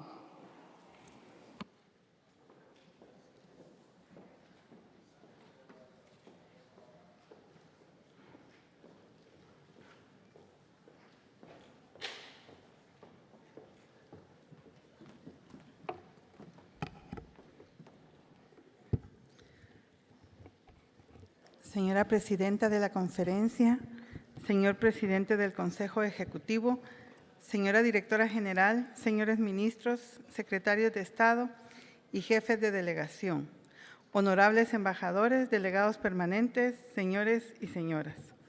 En nombre de la República de Guatemala, felicito a la UNESCO por la labor permanente que lleva a cabo en el mundo para la consecución de logros fundamentales en la promoción de la educación, la cultura, las ciencias y la comunicación e información, acercando a todos los países en estos temas trascendentales.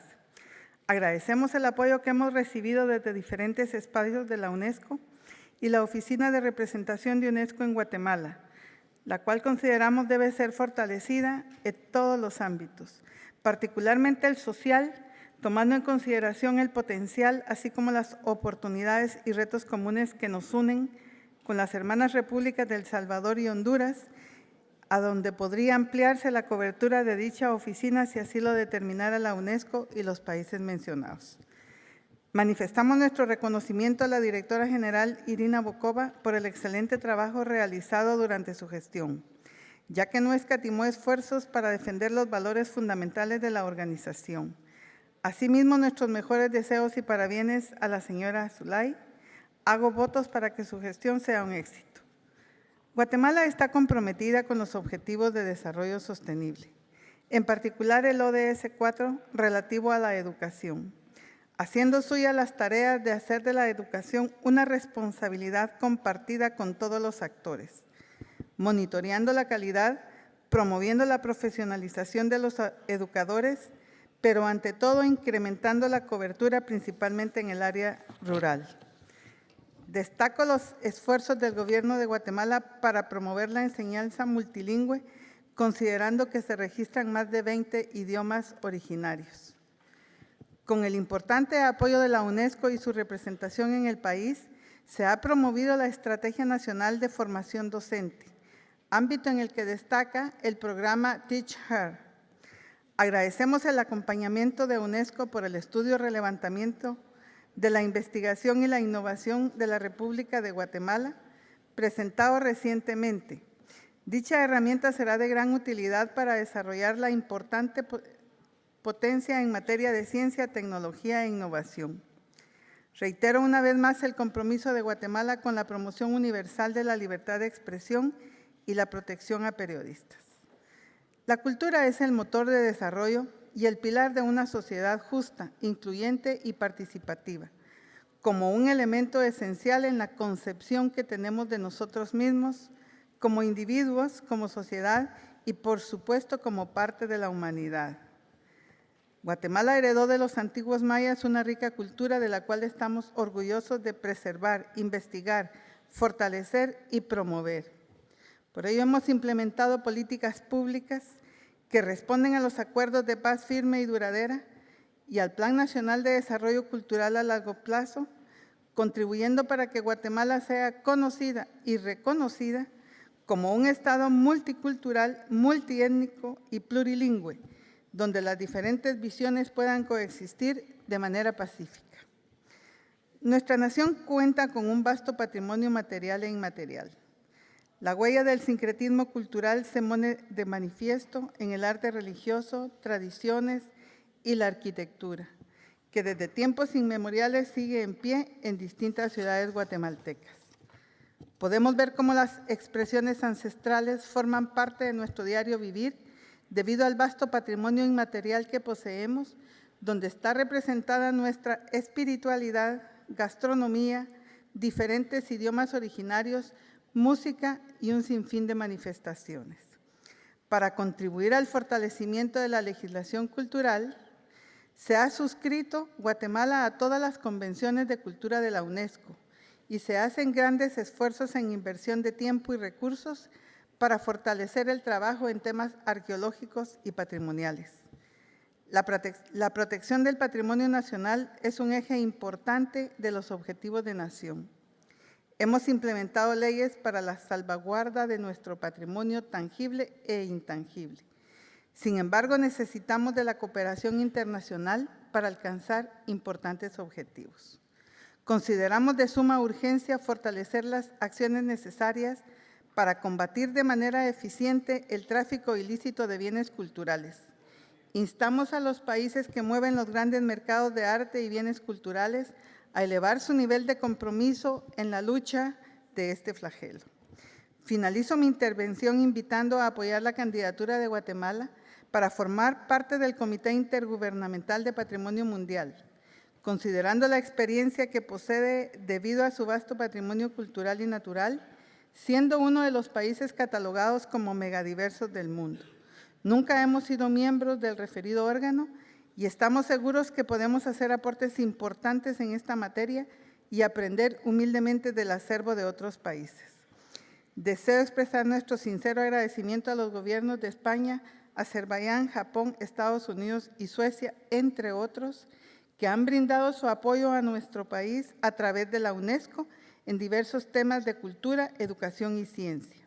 Reiteramos nuestro agradecimiento a las autoridades de la UNESCO y a cada uno de los Estados miembros por su atención e interés. Gracias. Muchas gracias, Excellencia.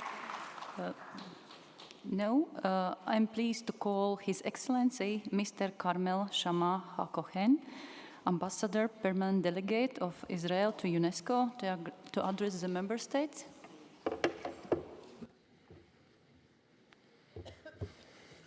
Thank you, Mr. President. Director General, ambassadors, I would like to thank first to US President Trump and our American allies for their courageous and just decision to leave UNESCO. This new and shiny oil is highly deceptive in leading one to think that something good transpires between the walls of UNESCO, while this organization reaches a new low on every session in every respect. UNESCO seems to be focused on two main goals. One, giving a bad reputation to international organizations. And two, wasting a lot of money and precious time, like today and yesterday, in the Education Commission, which could and should have been used to promote education and culture, rather than to obsessive politicization against Israel and the Jewish people. The sorry state of affairs is that on the other side of the town, countries stand in line and struggle which one will be lucky enough to join the OECD first, while we in here are mired in fruitless struggle which contradict our very mission, mandate, and vocation. All this is happening before our very eyes, while the world's leading superpower, the United States of America, chooses to leave UNESCO, and by no means is it the last country planning to do so. Dear friends, don't be mistaken by the flashlights and the new furniture in this room. You are all aboard the Titanic. UNESCO is the Titanic of the international organizations, which was hijacked and led by the Arab group into crushing the iceberg of politicization, and which has been sinking ever since. Instead, UNESCO should have aspired for the most noble of human values as inscribed in its mandate, and make a positive change in the lives of billions around the world who are still deprived of the very minimum of education, science, and culture, making it a better and more just world. Moreover, even the inauguration of this very hall was contaminated with the poison of politicization, as the donor state handed out to all member missions a greeting letter and a medal memorabilia. All member missions, aside from one, Israel. Observe the hatred. How petty, how primitive, how pathetic. It's made clear once more that petrodollar can buy much, but there is no price tag on wisdom, manners, and etiquette. Your wealth might be in money, but in dignity, you are poorer than poor. Last week, this same state hosted an international judo tournament and refused to allow the Israeli athletes to don the flag of Israel on their uniform, to wave or position it anywhere, nor even to play Israel's national anthem, Atikva, even as they were winning medals. I would like to take a moment and mention the names of those athletes who have shown great dignity and sportsmanship and achieved so much in spite of the disgraceful condition. Tal Flicker, gold medal. Uri Sasson, bronze medal. Gili Cohen, bronze medal. Toar Butbul, bronze medal. Peter Palchik, silver medal. As for the medal in question, more than a few missions have passed us their own, so as a protest. My initial instinct was to put it to good use as a doorstop.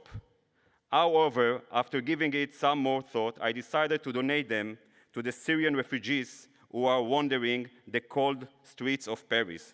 These refugees include infants and children who escaped the atrocities of the Syrian regime and the chemical attacks of that member of the Arab group against its own women, children, and innocent civilians. If you only invested in them 1% of the efforts you put in here against Israel, their lives would have been better. So the medals that we got from other missions will go for donation to these poor people. Sadly, UNESCO has been hijacked and abused as a tool for the persecution of Israel and the Jewish people, while concocting fake facts and fake history meant to erase our history in Jerusalem and rewrite global history.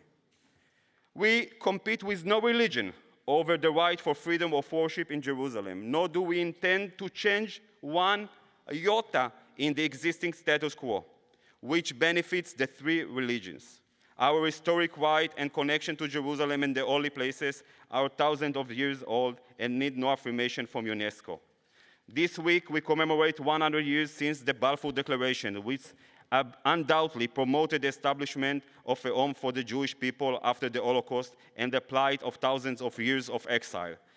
Yet, our basic, undeniable right is rooted in the book of books, the Holy Bible.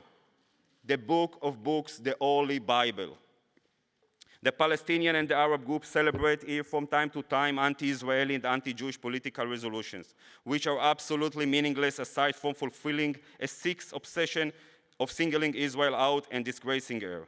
In words, I have not been successful enough in convincing you of how wrong and mistaken you are, so today I will try to use numbers to make it clearer to you. So to emphasize this special right and unique bond, I ask you now, who knows how many times Jerusalem is mentioned in the Bible? Or where it mentioned more, in the Bible or in the Quran? Do you have any idea? So here it goes. Numbers which hold the truth. In the Bible, Jerusalem is mentioned 667 times. 667 times. In the Quran, Jerusalem is mentioned, are you ready? Not 600 times, not 300 times, or even 5 times, but 0 times. There is no mention of Jerusalem in the Quran. 0 against 667 times in the Bible. What more do you need? Jerusalem and the Temple Mount were taken from the Jewish people 2,000 years ago and were released on June 7, 1967. Since the moment the commander of paratroopers Brigade Motagur announced on the radio, Temple Mount is in our hands. Here's people, Temple Mount is in our hands. After which the IDF Chief of Staff at the time, Moshe Dayan, added, we have reunited dismembered Jerusalem. We are back in the holiest of our places. We are back and never shall we part ways with them again. These were the voices in real time.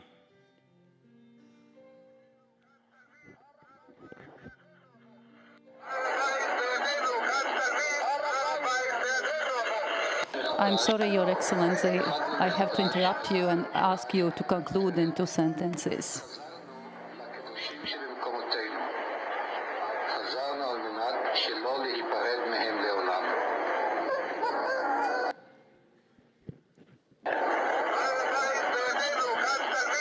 Temple Mount is in our hands.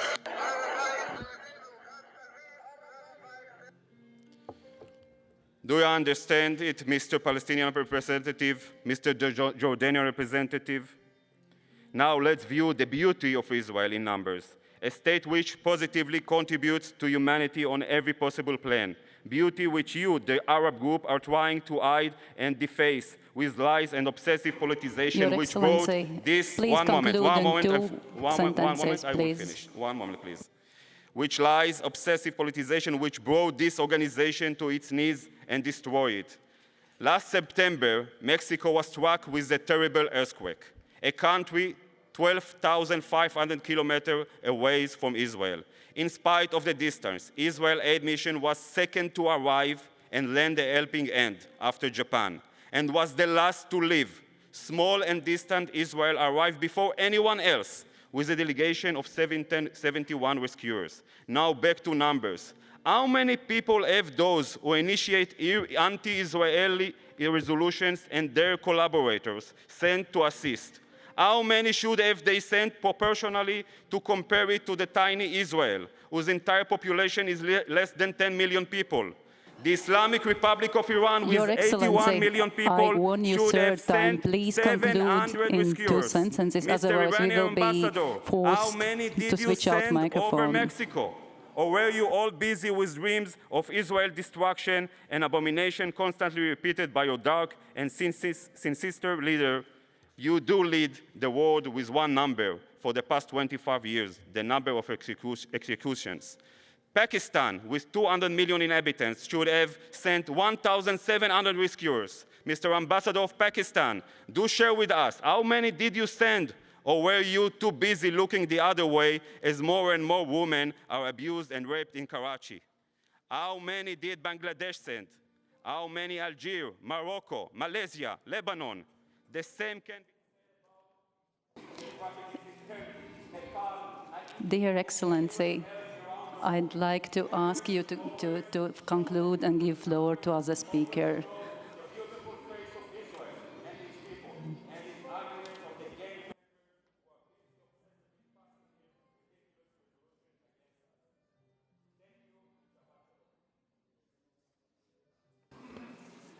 Thank you, Excellency, for sharing your views with UNESCO member states. I take note of it with respect, but I really call member states and delegates taking floor to respect the order set by the General Conference. Now we follow with the next speaker, Her Excellency Ms. Nadine Patricia Angele Obame, Minister of National Education of Gabon.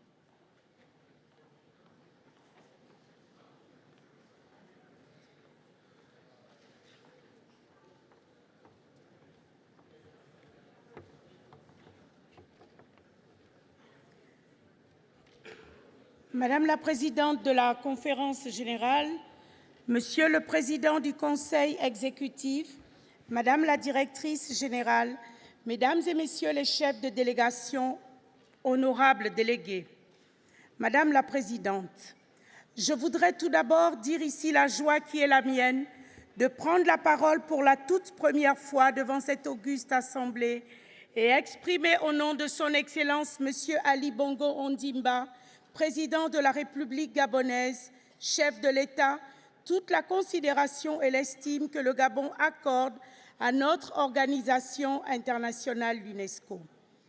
Permettez-moi ensuite de vous adresser mes vives félicitations pour votre brillante élection à la présidence de cette 39e session. Votre longue expérience de la connaissance des stratégies et programmes de l'organisation est un atout majeur pour le succès de nos travaux. Aussi, sachez compter sur la délégation gabonaise que j'ai l'honneur de conduire à ces assises. Par la même occasion, je souhaite rendre un hommage mérité à votre prédécesseur, M. Stanley Mutumba Simata, pour l'excellent travail accompli au cours de son mandat. J'en profite également pour féliciter au nom du gouvernement de mon pays l'élection de Mme Audrey Azoulay à la tête de notre maison commune. Mes remerciements et félicitations s'adressent enfin à Mme Irina Bokova, directrice générale sortante, qui a su impulser des actions concrètes dans le cadre du renforcement de la coopération entre le Gabon et l'UNESCO, notamment la concrétisation du projet « Former ma génération Gabon 5000 ». Ce programme forme aujourd'hui des jeunes Gabonais scolarisés ou non dans les métiers des nouvelles technologies de l'information et de la communication. De même, avec le soutien de l'UNESCO, le 2e Forum panafricain des jeunes pour la culture de la paix sera organisé en fin d'année à Libreville.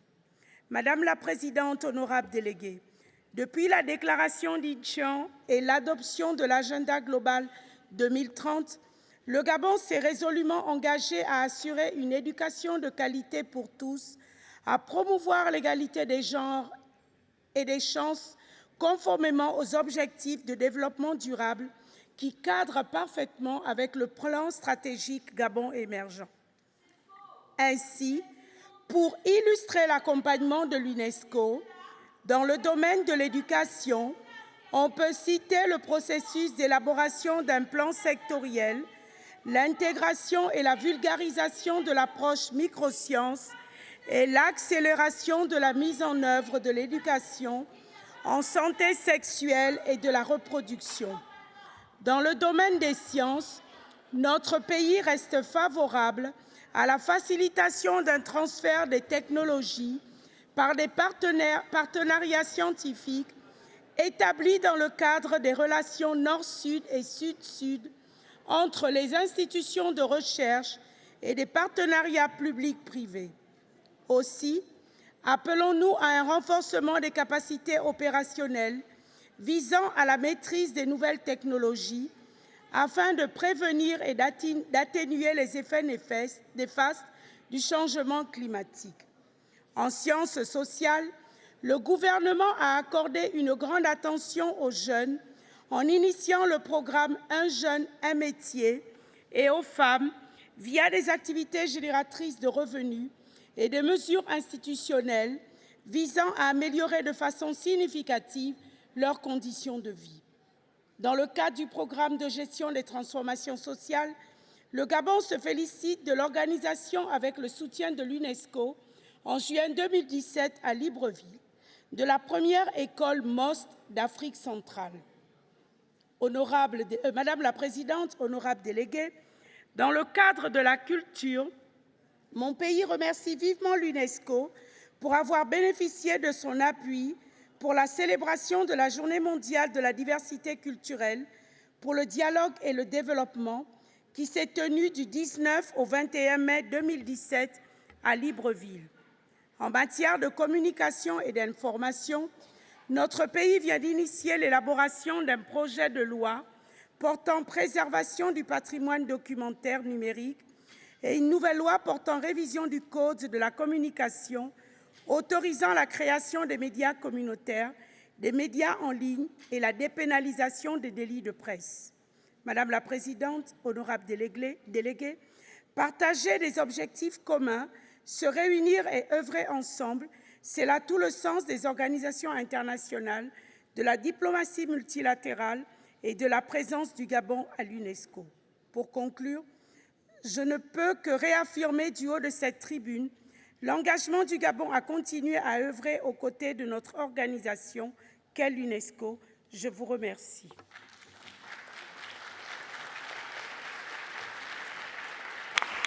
Thank you, Excellency, for your speech, and we are sorry for an incident during your statement. And I thank you, UNESCO Secretariat, for sorting it out so quickly and professionally. Now, I would like to give the floor to Her Excellency, Dr. Janvier Ndera Hisha, Minister of National Education, of Higher Education and Scientific Research of Burundi.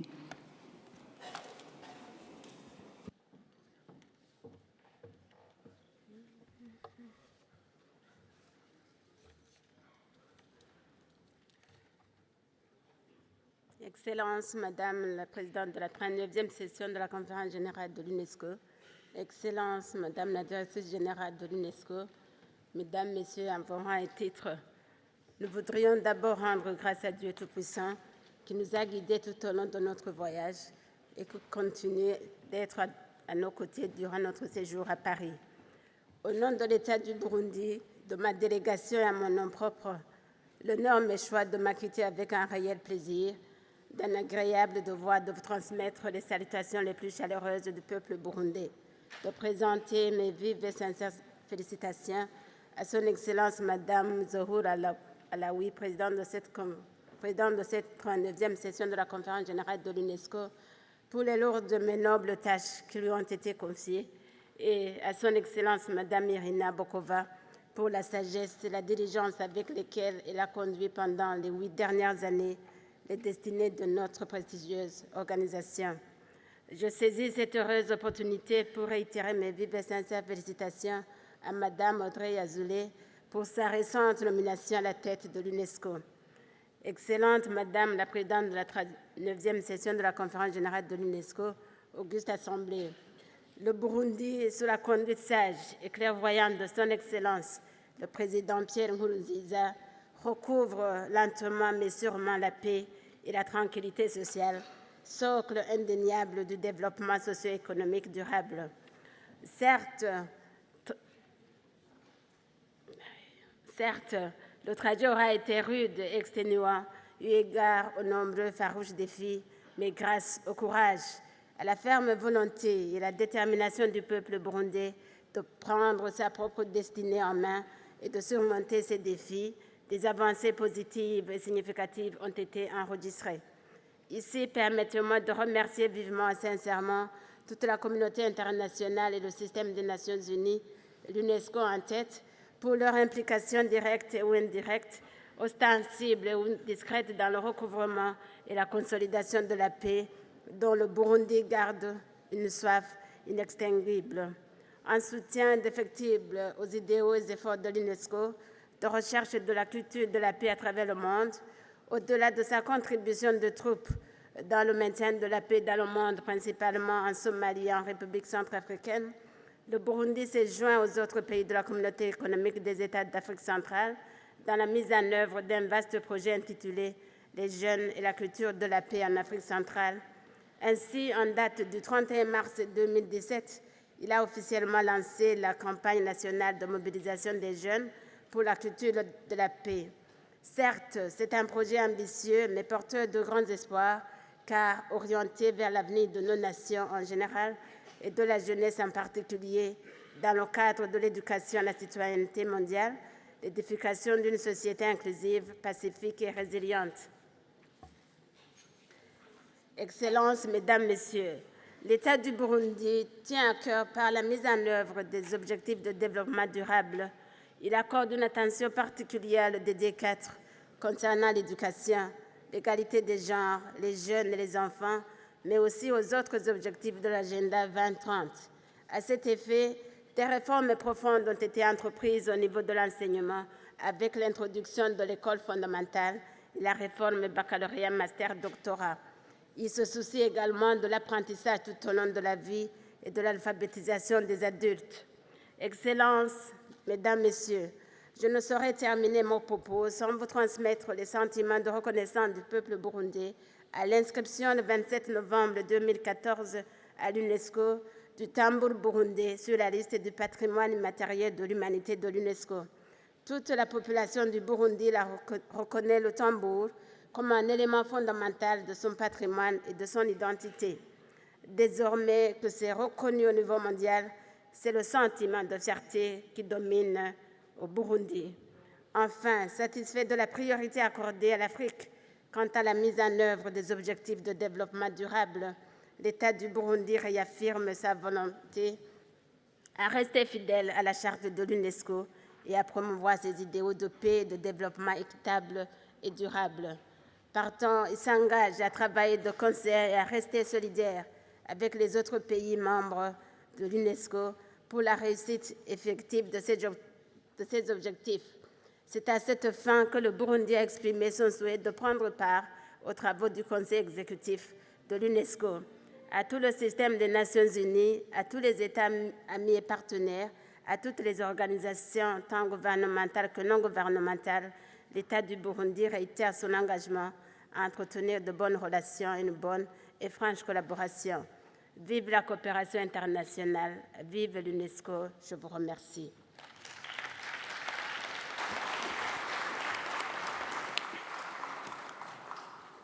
Merci, Madame la Ministre.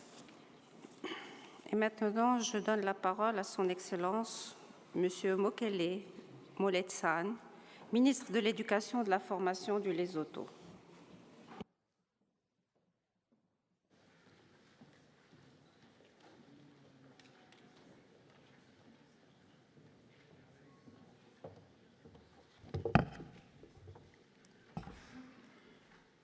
Madam President, Madam Director General, Excellencies, it is a great honor to address the 39th session of UNESCO General Conference on behalf of my country, Lesotho, and I wish to congratulate you, Madam President, for your election as President of the 39th session of the General Conference. I also wish to indicate that today we stand here to honor and congratulate the first woman to have been at the helm of UNESCO, Ms. Irina Bokova, for all her accomplishments at UNESCO and to express our deepest appreciation for outstanding leadership. As she indicated in her maiden speech on the occasion of the installation of herself as Director General 8 years ago, I wouldn't agree better with her that indeed her accession to that high office has sent a message of confidence to all women throughout the world, and that women are capable of assuming leadership positions and can lead in the world we live in today. Madam President, we meet once again for the 39th time in the history of our organization in order to make an appraisal of the world educational, scientific, cultural, and communication situation. It is in the above context that I intend to reflect on what my country has achieved or failed to achieve in UNESCO priority areas and fields of competence. But before doing so, may I commend UNESCO for having put all strides together in tackling all its main domains despite the financial recession that the organization has been going through for a decade now. Lesotho reaffirms its commitment to the achievement of the 2030 Agenda for Sustainable Development. I should also like to mention that my country is particularly prioritizing Sustainable Development Goal number 4, as it proves to be the pillar of all the 16 other goals. To this end, our Ministry of Education and Training has already taken action incorporating SDG 4 in the National Education Strategy Plan. We have also taken it upon ourselves in drawing the attention and pressing for the timely and concerted action of all national stakeholders on this issue at hand. You will again note with interest that the government of the Kingdom of Lesotho has allocated the greatest share of these budgets towards the education sector. This is due to the fact that it faces challenges emanating from poor quality education at basic level, as well as limited basic infrastructure and equity. With the budget allocated under my ministry in 2017-18 financial year, our target is intensification of the school inspections in order to provide support to teachers and school management to discharge their duties with utmost professionalism and dedication. Moreover, the intention is to provide inclusiveness and equity in education. All these efforts are geared towards achieving goal number 4. We, however, appeal for further UNESCO continued support in order for Lesotho to achieve the said goal and also in addressing challenges faced by the education sector in my country. Madam President, the high-level ministerial panel discussion was SDG 4 Education 2030 held on the 1st November 2017, in which I also took part, demonstrated how effective management and accountability in public education finance can substantively contribute towards moving the Education Agenda 2030 forward. It is therefore our commitment as Government of Lesotho to continue investing in education with accountability in order to achieve SDG 4. UNESCO Natural Science Program remains one of our created focus areas. We live in a world where the acknowledgement of STEM as a driver of development cannot be overemphasized. As the world embraces the crucial importance of digital literacy, Lesotho has also made a huge strides to participate. In the impending lack of laboratory infrastructure and other resources, we are fully aware of the huge potential of digital resources to promote STEM. We have harnessed the power of tripartite partnership involving government and non-governmental organizations and private sector to pursue advanced digital literacy. Madam President, access to knowledge is a human right. It is necessary to achieve full human potential and inclusive development because it opens the door to education, employment, improved health, and social political participation. However, the lack of published works in formats that are accessible to persons with print disabilities means that the right to read and acquire knowledge is often out of reach for those who are visually impaired or otherwise print disabled. It is in the light of the above that my country will be ratifying the Marrakesh Treaty, which calls for access for published works for visually impaired persons.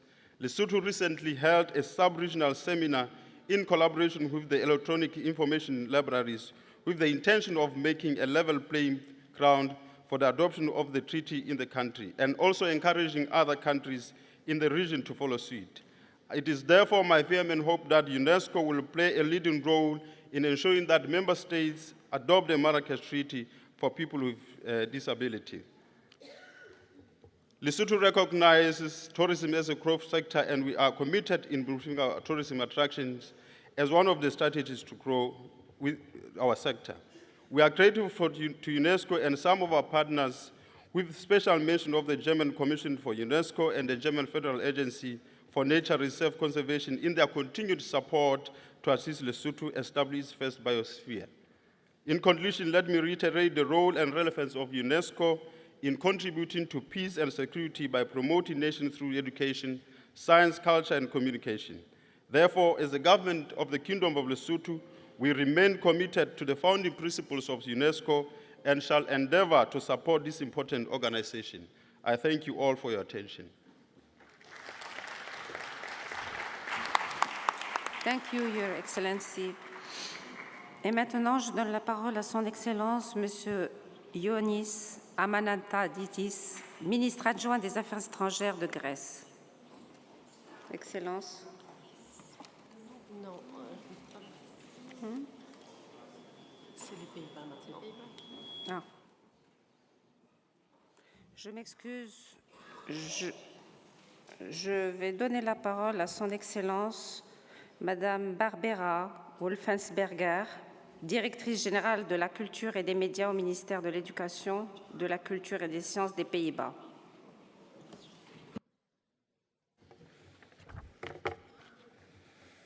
Madam Chair, Your Excellencies, ladies and gentlemen, walking through the garden of this building, you may have stepped inside the artwork by Tadao Ando. It's a cylindrical structure made of concrete from Hiroshima.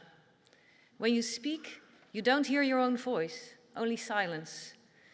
It is a meditation space where one can reflect quietly and listen. Silence is important if we are to listen to others. The artwork impels us to reflect on our self-imposed mission to prevent a recurrence of the atrocities of the Second World War. Tadao Ando explained the concept of the small space in these words. One has to know how to go beyond the differences of race, religion, or nationality in order to respect the idea and the way of being of individuals belonging to different cultures and societies. With this cramped space, I attempted to express peaceful cohabitation on Earth. We, as UNESCO member states, have the responsibility to use our influence to achieve the following goals. Firstly, as a democratic state, the Netherlands values freedom of expression, equality, solidarity, freedom of education and religion, which everyone has a responsibility to uphold. Freedom of expression is important for everyone, not least scientists, journalists, and artists. When they are free, others too are free to express themselves. Journalists and artists increase our knowledge and understanding, offer different perspectives, and help us think critically. UNESCO has a unique mandate to protect the safety of journalists and freedom of expression. Less than 10% of the cases of journalists killed worldwide are solved. Reporting on these issues to UNESCO increases transparency and should lead to less impunity. Secondly, art awakens our sense of wonder at the world around us and is a source of consolation. It contributes to creative thinking and helps us meet the challenges of today's world. The UNESCO Convention of 2005 promotes diversity of cultural expression. It protects the right of artists around the world to express themselves. It also helps preserve cultural diversity worldwide so that no single culture dominates. Innovation takes place where cultures meet, so cultural pluralism is vital. Thirdly, diversity offers new opportunities for citizenship and society. The idea of global citizenship means that every citizen should take responsibility for global issues like climate change, because in today's world, we are all interconnected. The Netherlands is currently amending its legislation to place more emphasis on citizenship education in schools. The goal is for all children to learn about human rights and the rights and duties enshrined in our Constitution. We want all our children to identify with the society they live in. At the same time, we recognize that ours is a pluralist society. Education on values of citizenship and sustainability is enshrined in the Sustainable Development Goals. UNESCO has an important role to play in achieving these goals. Culture, that is the things we value and identify with, is the basis for our well-being and a sustainable way of life. Openness, curiosity, and a willingness to learn are important for everyone. An open society, creativity, and imagination move us forward. They also inspire science to be innovative. Innovation is the key in UNESCO's sponsored open access Dutch television series called The Mind of the Universe, in which scientists worldwide present their vision of the future. Fourthly, values are part of our intangible cultural heritage. The Netherlands, including the Caribbean part of the kingdom, attaches great importance to preserving tangible and intangible cultural heritage. Involving communities and groups is key to the Convention for the Safeguarding of Intangible Cultural Heritage. The Convention offers a platform for dialogue and for understanding and respect for each other's heritage. I hope our new minister will soon announce our candidacy for a seat in the Committee for Intangible Cultural Heritage in 2018.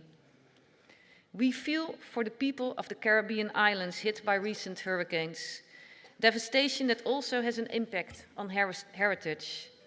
We urge member states to continue contributing voluntarily to the cultural conventions, especially the 2005 Convention on the Protection and Promotion of the Diversity of Cultural Expressions and the World Heritage Fund, which are suffering severe shortfalls.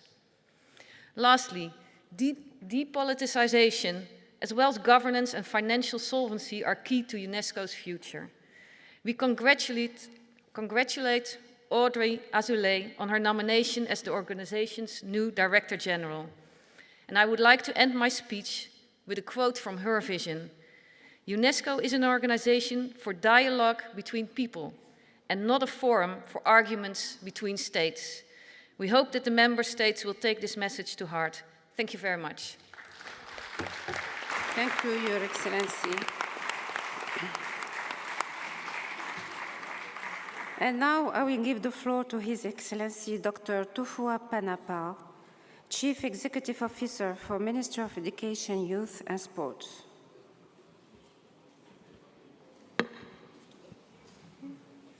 Of Tuvalu. Sorry.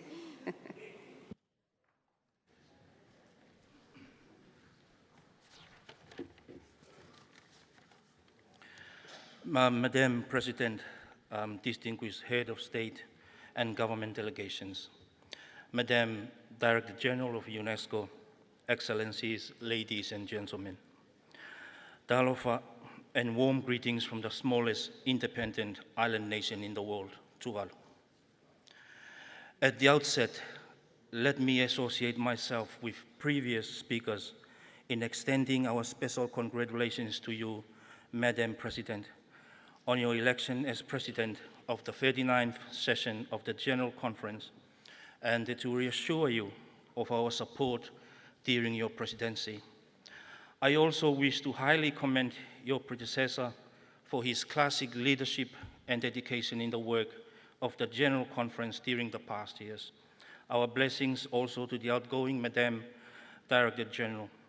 God be with you all. Madam President, I would like to echo the importance and benefits that Tuvalu received due to its partnership with UNESCO. And we applaud the theme of the Leaders Forum, SDGs, and the UNESCO's role in the multilateral system. It underscores that without UNESCO's field of competence, sustainable development will never be implemented. Madam President, SDG 4 is of paramount importance to each and every member state of UNESCO, and that is to leave no one behind. Though Tuvalu has a small and simple education system, quality education is still yet to be achieved, mainly due to economic and social reasons. The Tuvalu Education Sector Plan outlines in details a number of strategic activities that aim to enhance quality education. These include student learning and teacher pedagogy, professional development, Tuvalu vocational and skills development, governance, policy and planning, data collection and research, and so forth. Tuvalu's attention is now focused more on teachers' competencies. This is because no matter how good a curriculum is, no matter how good the classrooms and facilities are, but if teachers are not competent enough, quality education is definitely undermined. Tuvalu also looks at the vocational education as an alternative pathway for students and youth. Furthermore, at the end of this year, Tuvalu will submit its National Progress Report on the Convention on the Rights of the Child, which will mark another milestone that indicates Tuvalu's commitment to the United Nations Convention for Children in particular, the protection of all children in educational institutions in Tuvalu. Madam President, culture is also an enabler for sustainable development, as no development projects could be effective and durable if they are not culturally sensitive and they fail to take into account the aspirations of community people. This important role of culture is acknowledged and recognized in the 2030 Agenda for Sustainable Development. In many functions in Tuvalu, the government encourages programs that revive and strengthen cultures. Madam President, the climate change phenomenon has forced our people to adopt and to accept the devastating impact of it. Tuvalu's smallness and poor soil made us more vulnerable to the effects of climate change. In fact, the effects of climate change affected our food security, and it also threatened the survival of our culture and identity. Madam President, the triangular linkage between Tuvalu's education, culture, and climate change is something that is needed to be explored more. As long as we understand fully of the importance of the interrelationship or linkage between education, culture, and climate change, surely we will be able to stand united to protect and save our small islands. Madam President, I urge that climate change should be a priority issue in UNESCO's agenda, because climate change has an impact on education, culture, and the livelihood of low-lying state members of UNESCO, such as Tuvalu. Nevertheless, it is our sincere hope that Tuvalu and UNESCO continue to work hand in hand to improve education, to promote and to maintain culture, so that Tuvaluans continue to live in harmony in their 26 square kilometer land. Thank you, and God bless. Thank you, Your Excellency. Et maintenant, je donne la parole à Son Excellence, Madame Kisha Gelino, secrétaire générale de la Commission nationale de Grenade pour l'UNESCO.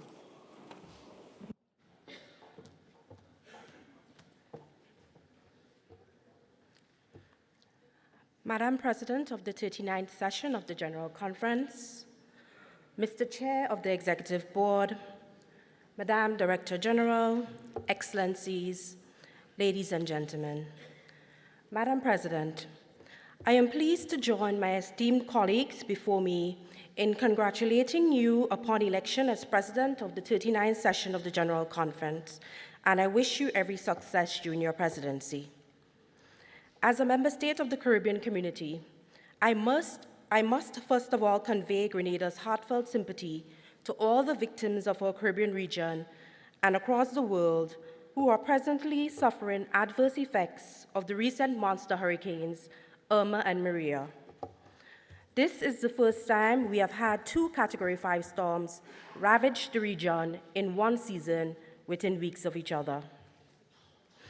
This has brought into sharp focus the issue of climate change and the issue that as small islands developing states, we face a potential threat to humanity. It is therefore urgent and of vital importance that we strengthen our capacity as SIDS to adapt and mitigate its effects. Small island developing states like Grenada, already disadvantaged by small economies of scale, climate impacts, and high indebtedness, only seek a level playing field that takes into account our disadvantages and recognizes our unique vulnerabilities. Grenada supports the UNESCO SIDS Action Plan, which outlines many of the steps to build resilience. However, we urge UNESCO to give greater consideration to the special circumstances of SIDS and allocate adequate resources for implementation of the action plan. We believe that we must focus on climate-smart development, and as such, we need augmented support in policy reforms focused on climate adaptation and mitigation, disaster risk reduction, protection of coastal and marine ecosystem, and institutional and other reforms to promote environmental sustainability and build resilience to environmental shocks.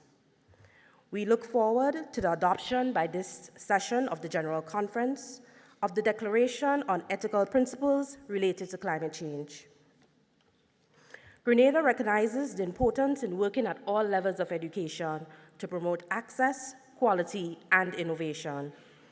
We are committed to providing technical and vocational education training and lifelong learning opportunities targeted to our young people, which will increase the productivity of our workforce. As reflected in our National Development Plan, the Government of Grenada believes that education is the main driver of development and in achieving the Sustainable Development Goals. Through education, we can stimulate productive capabilities to drive growth and combat rising levels of unemployment among youth while nurturing innovation, creativity, and entrepreneurship. At its 30th meeting, the Conference of Heads of Government of CARICOM approved the Human Resource Development Strategy 2030, an action plan intended to inform the basis for converged action by member states in unlocking Caribbean human potential. At the heart of the strategy is globally competitive, innovative, and seamlessly integrated education systems to drive inclusive, sustainable development in our region. The concept of knowledge societies is founded on the notion of sharing of knowledge, mainly through information and communication technologies, which has the power to transform economies and societies. Through its chairmanship, Grenada is committed to the Information for All program to increase our efforts to promote the Internet for peace and dialogue, and to teach young people how to think critically, live together peacefully, regardless of their religious, ethnic, cultural, and other differences. Madam President, Grenada is firmly committed to UNESCO ideals and mission, and is actively participating in the implementation of the organization's programs and activities, notably through its active commitment in the Intergovernmental Oceanographic Commission, the International Program for Development of Communication, and the International Institute for Higher Education in Latin America and the Caribbean. By presenting its candidature this year to the Executive Board, Grenada aspires to continue working with all member states of UNESCO for strengthening the organization's role for the attainment of peace and sustainable development. We count on your support. I thank you. Thank you, Madame. Et maintenant, je donne la parole à son Excellence, Monsieur Flavio Mendes Altamirano, ambassadeur délégué permanent du Panama auprès de l'UNESCO. Excellence.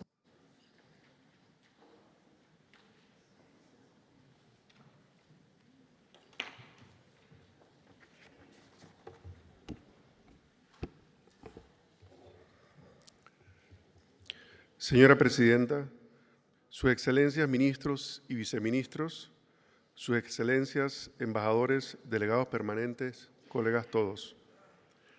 Con gran complacencia nos dirigimos a tan importante audiencia con el objetivo de presentarles la visión del Estado panameño para garantizar una educación de calidad, equitativa, inclusiva y promover oportunidades de aprendizaje durante toda la vida para todos sus habitantes.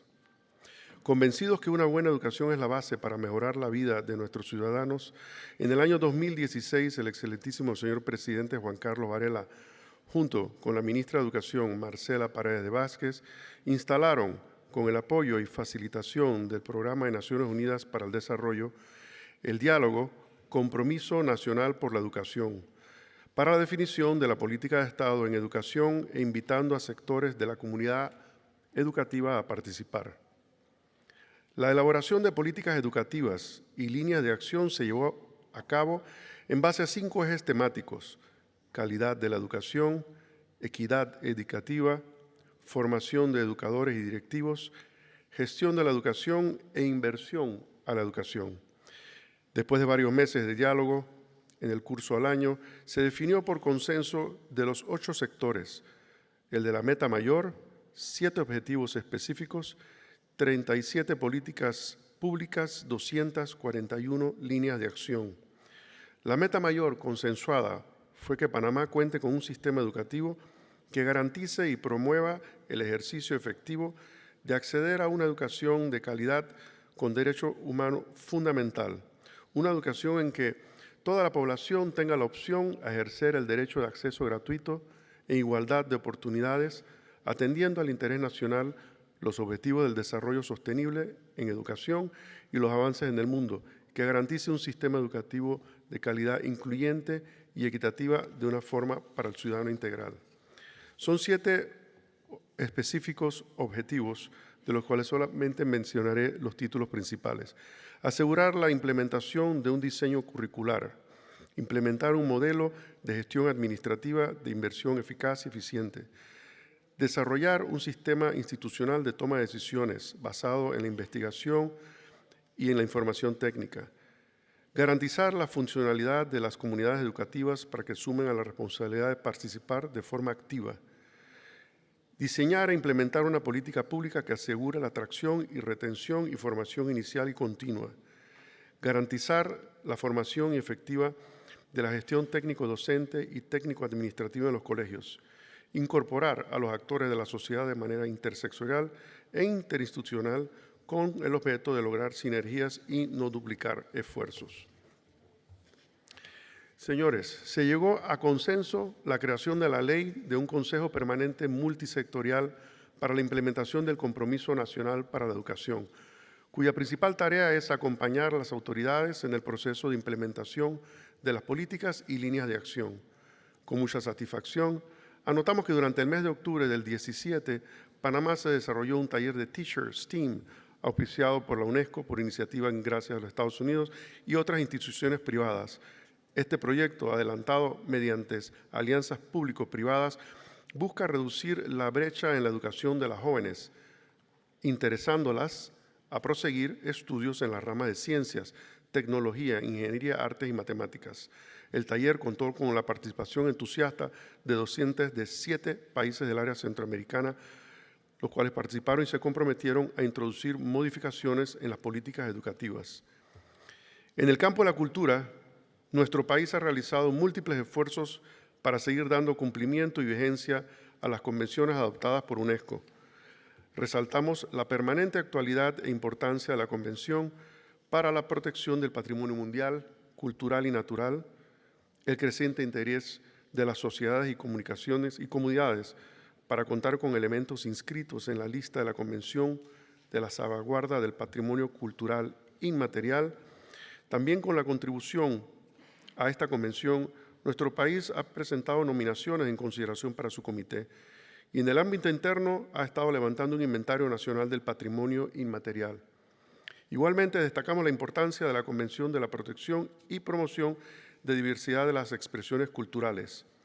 Por otra parte, Panamá, como país que apoya la búsqueda de consensos y diálogos, ha contribuido al desarrollo de asambleas en la Convención de 1970 de Bienes Culturales y Tráfico Ilícito y sobre la protección del patrimonio subacuático.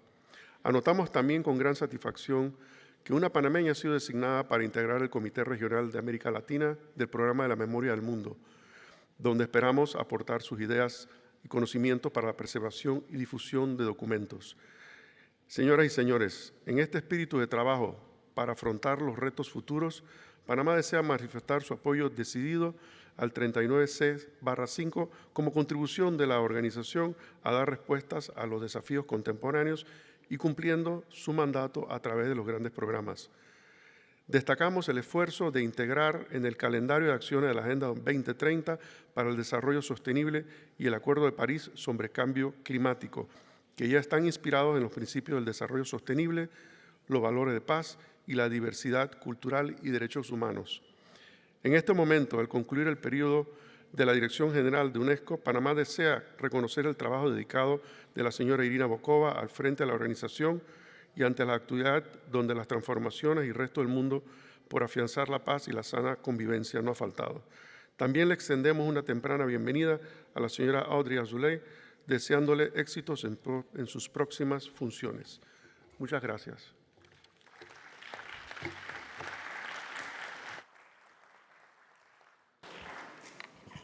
Thank you, Your Excellency. Our next speaker is Her Excellency Madame Valentina Quiroga, Vice Minister of Education of Chile.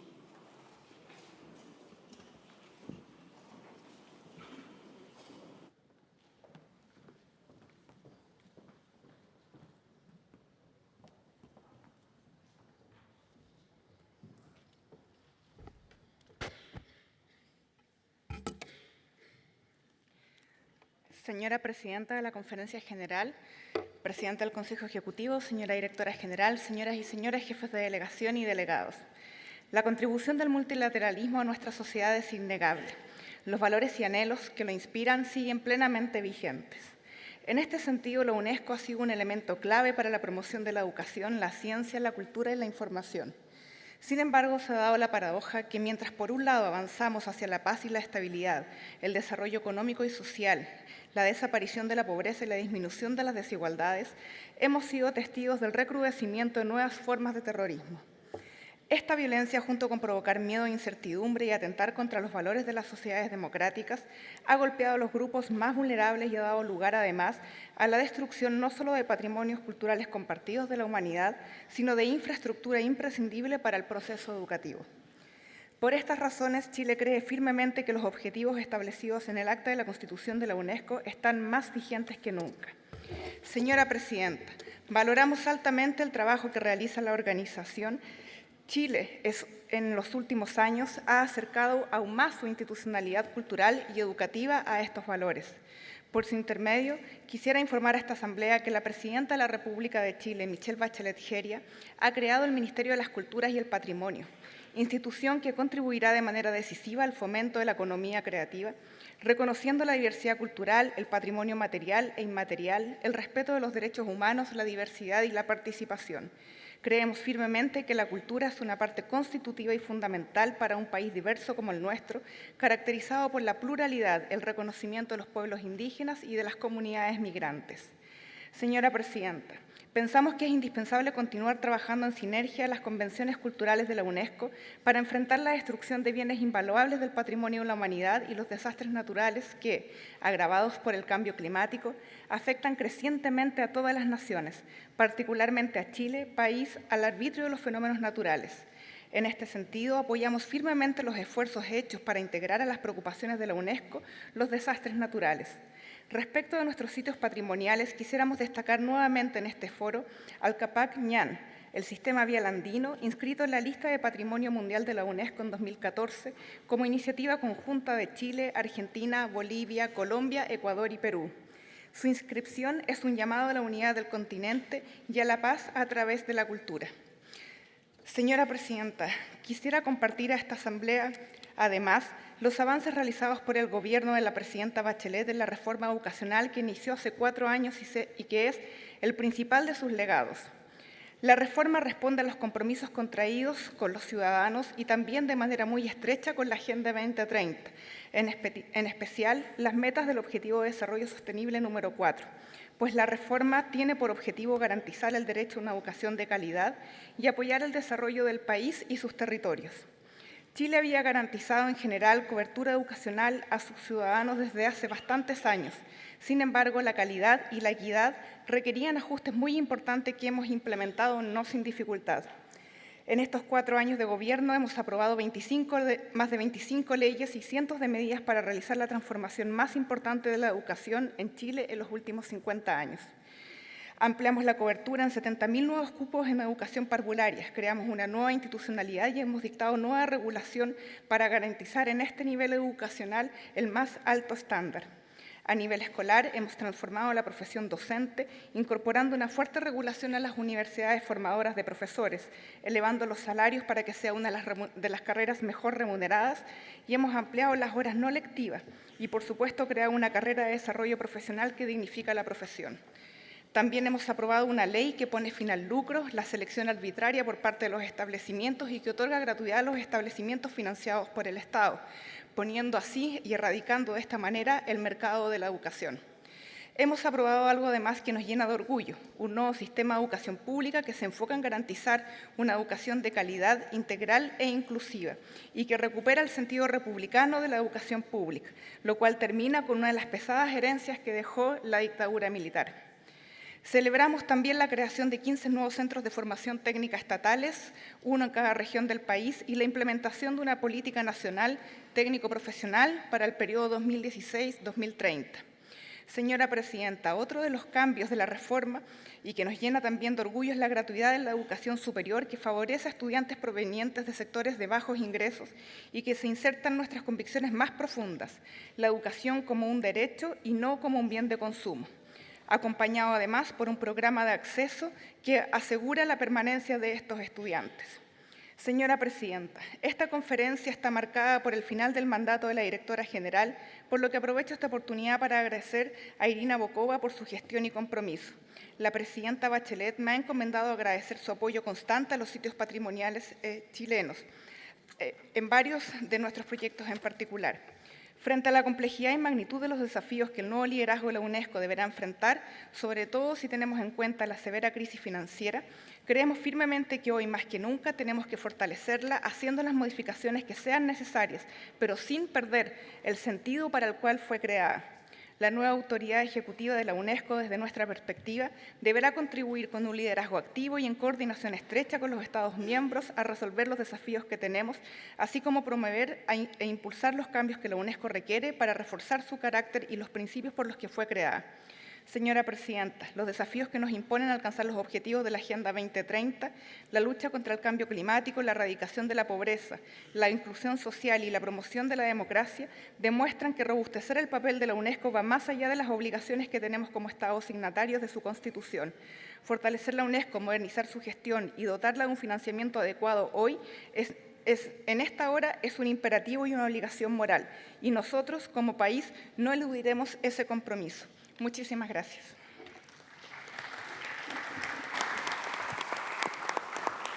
Thank you, Minister.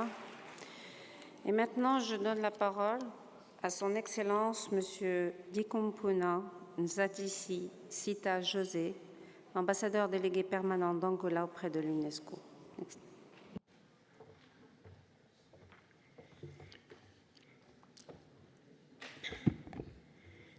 Senhora Presidente, Excelências, senhoras e senhores delegados, em nome do Governo de Angola, tenho a honra de apresentar-lhe, Senhora Presidente, as felicitações pela sua eleição e desejar-lhe pleno sucesso nessa pesada e nobre missão.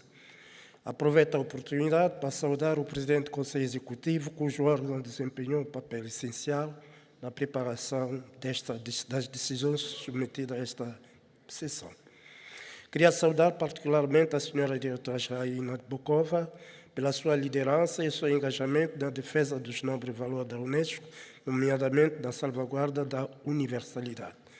Senhora Presidente, não obstante a crise financeira constantemente acentuada, que tem um impacto negativo evidente, a organização não pode deixar de enfrentar os grandes desafios mundiais, tais como o extremismo violento, o acesso à educação de qualidade para todos, o analfabetismo, a pobreza, a mudança climática, o acesso à informação para todos, a proteção do patrimônio cultural, entre outros.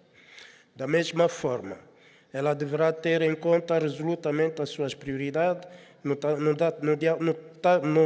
nomeadamente a prioridade da África e a igualdade do género. Deve salientar-se aqui o interesse de considerar a pertinência dos bureaux hors siège em África e a necessidade do reforço das suas capacidades em prestar apoio ao Bureau Nacional e às comissões nacionais. Nessa altura, a reforma da UNESCO, nomeadamente a revisão dos procedimentos e métodos de trabalho da organização, constitui um outro desafio em relação ao qual valiosas contribuições foram preparadas sobre a coordenação acertada do Sr. Stanley Mutumba Simata, presidente da 38ª sessão da Conferência Geral. Acreditamos com firmeza que a adoção daquelas contribuições servirá substancialmente ao melhorar o reforço da capacidade da nossa organização, nomeadamente na implementação do Programa de Desenvolvimento Sustentável no Horizonte 2030 e a concretização dos Acordos de Paris sobre o Clima. Excelências, senhoras e senhores, no âmbito do processo de consolidação do nosso sistema democrático, tiveram lugar as eleições gerais em agosto passado, reconhecida pela comunidade internacional como justa, pacífica e transparente. O povo angolano elegeu um novo presidente da República, em substituição do engenheiro José Eduardo Santos, que voluntariamente decidiu não se representar, não obstante a possibilidade que tinha constitucionalmente.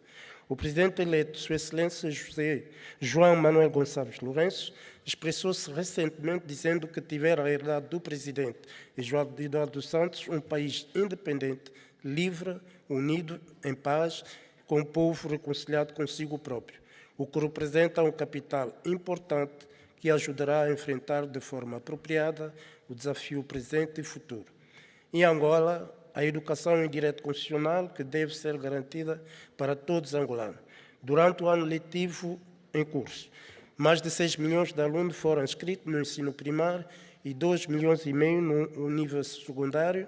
Entre 2014 e 2016, mais de 78 mil jovens foram formados em 27 domínios estratégicos do ensino técnico profissional. No que diz respeito ao ensino superior, o número de estudantes universitários passou de 14 mil em 2002 para 283 mil em 2016. A rede universitária abarca 18 províncias do país, com 64 instituições do ensino superior, das quais 24 públicas. Gostaríamos de manifestar o nosso apoio à iniciativa da organização do Encontro Pan-Africano de Alto Nível, previsto para março de 2018 pela União Africana, a UNESCO e o Governo do Quênia, no âmbito da implementação do Objetivo 4, Educação 2030. A mobilização da ciência, da tecnologia, da inovação ao serviço do desenvolvimento socioeconômico é também um objetivo prioritário em África. Pelo facto, regozijamos-nos da nossa parceria com a UNESCO no que diz respeito à concepção de programas de formação doutoral nos domínios das ciências, engenharia e inovação, cuja execução beneficiará da assistência técnica da Academia Mundial das Ciências. Nesta ordem de ideia, temos o prazer de anunciar a entrada em órbita, no próximo mês de dezembro, do satélite geoestacionário ANGOSAT-1, inteiramente financiado pelo Estado angolano. Sua exploração, associada com a ramificação da fibra óptica terrestre e submarina, terá repercussões importantes nos domínios da ciência, educação, informação, comunicação, como sobre todas as outras atividades econômicas. Senhora Presidente, a cultura constitui uma das bases fundamentais para as quais se ergue uma nação. Angola acredita nisso de maneira firme e preocupa-se em preservar e promover os valores mais importantes legados pelas nossas tradições ancestrais e as quais contribuem sem qualquer dúvida na construção de um país reconciliado e engajado no esforço para o respeito dos valores universalmente aceitos, das quais a promoção da cultura da paz.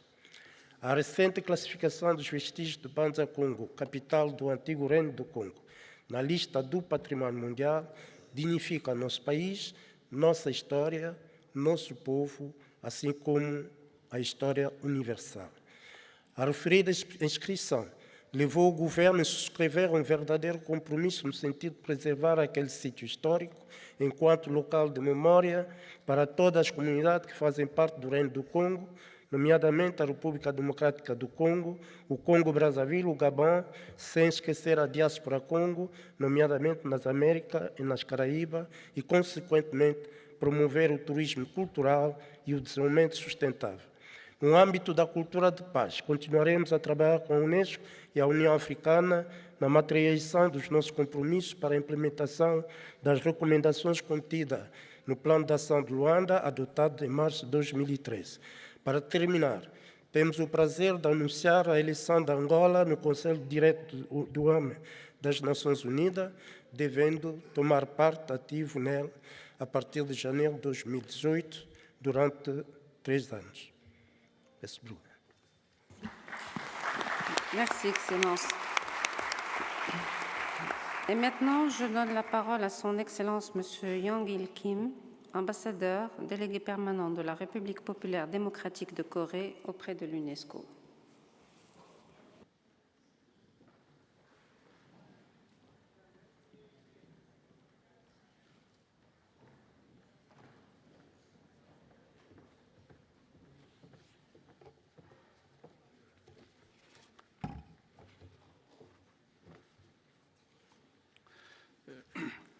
Madame la Présidente de la Conférence générale, Monsieur le Président du Conseil exécutif, Madame la Directrice générale de l'UNESCO, Mesdames, Messieurs les délégués, je voudrais tout d'abord adresser les félicitations pour l'élection de Madame Jaoura Laoui à la présidence de cette 39e conférence générale et exprimer l'espoir que cette conférence remporte un succès de votre éminente présidence. Je saisis cette opportunité pour adresser toutes les reconnaissances à Madame Irina Bokova pour les efforts excellents qu'elle avait déployés durant 8 dernières années. Et je voudrais également féliciter Madame Audrey Azoulay pour sa nomination au poste de la directrice générale et lui souhaiter un plein succès de son mandat. 위장 선생, 지난 2년간 유네스코는 지속개발 목표 달성을 위한 교육부문 행동계획 이행을 적극 추진하고 생물권 보호구, 문화재 보호 등 기구의 권용 분야에서 많은 성과들을 이루어갔습니다. 사람들의 마음속에 평화의 정신을 심어주며 세계의 평화와 안전, 번영에 기여하는 것은 유네스코가 지닌 숭고한 사명입니다. 지속개발 목표는 세계의 모든 나라와 민족이 공통된 마음을 가지고 참가할 때만 성과적으로 달성될 수 있으며 이를 위해서는 국제적 협조와 협력을 더욱 강화할 것을 요구하고 있습니다.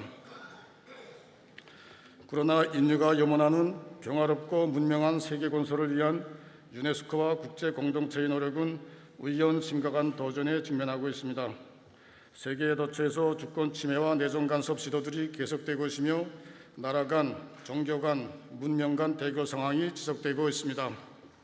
반테러전과 민주주의 간판 밑에 벌어지는 군사적 행동들과 종교 간, 문명 간 대립으로 인한 분쟁들이 계속되고 사상 최대의 피난민 사태까지 발생하였으며 인류의 귀중한 문화적 재부가 파괴되고 있습니다. 미국이 파리 기후변화 협정에서 탈퇴한 데 이어 유네스코에서 탈퇴하기로 한 것은 지속개발 목표 달성을 위한 유네스코의 활동에 새로운 난관을 조성하고 있습니다. 미국에 의해 감행되는 조선민주주의인민공화국에 대한 적대시 정책과 우리 공화국을 완전 파괴하겠다는 노골적인 군사적 위협과 압박 행위들 역시 유엔 헌장과 유네스코의 사명과 목적에 배치되는 행위로서 문명 강국 건설을 위한 우리민의 노력을 방해하고 조선반도의 평화와 안전을 위협하는 근본 요인으로 되고 있습니다. 위장 선생, 교육은 세계 평화와 인류 공동의 번영, 지속적인 발전을 이루가는 데서 최우선시 되어야 할 분야입니다. 교육부문 지속개발 목표를 성과적으로 달성하기 위하여서는 전반적 12년제 의무교육, 모두를 위한 교육, 일생교육을 실현할 수 있는 정책적, 법률적 제도를 강화하고 국제적 협력을 촉진하며 교육부문에 대한 재정적 지원을 결정적으로 누려야 합니다. 이와 함께 교육의 질을 개선하기 위한 유네스코의 역할을 높이고 기술 협조를 강화해야 할 것입니다. 과학 부문에서는 선진 과학 기술에 대한 보편적인 접근을 보장하고 평등 호혜에 기초한 과학기술 교류가 원만히 실현되어야 하며 북남 협조, 남남 협조를 적극 장려하여야 할 것입니다. 문화재 보호와 관련한 국제적 협력을 증진시키고 문명 간, 문화 간 대화를 통하여 나라와 지력들 사이의 친선 협조 관계를 도모해 나가며 정보통신 기술을 통한 지식사회 건설을 계속 주동하여야 할 것입니다. 의장 선생, 조선민주주의 인민공화국 국무위원회 위원장이신 경의하는 최고領導자 김정은 동지의 현명한 영도 밑에 우리나라에서는 2020년까지의 국가 경제 발전 5억여 년 전략을 수행하기 위한 투쟁이 힘있게 벌어지고 있습니다. 공화국 정부의 시종일관한 교육 중시, 과학 중시 정책에 따라 2014년부터 전반적 12년제 무료 무교육이 실시되고 고등교육 체계, 사범교육 체계가 개선되었으며 원격 교육 체계와 과학기술 보급망이 새 세계의 요구에 맞게 더욱 완비됨으로써 교육의 질이 한층 제고되었습니다. 공화국 정부는 나라의 과학기술을 세계의 첨단 수준에 올려 세우며 과학기술의 역할에 의하여 나라의 모든 부문을 발전시킬 데 대한 과학기술 강국 건설 목표를 제시하였으며 최첨단 돌파를 위한 과학연구사업이 활발히 벌여져 나라의 국력이 강화되고 인민생활이 더욱 향상되고 있습니다. 우리 인민의 이와 같은 노력은 미국과 그 주정 세력들의 제재 속에서 진행되고 있습니다. 우리의 자주권, 생존권, 발전권을 말살하려는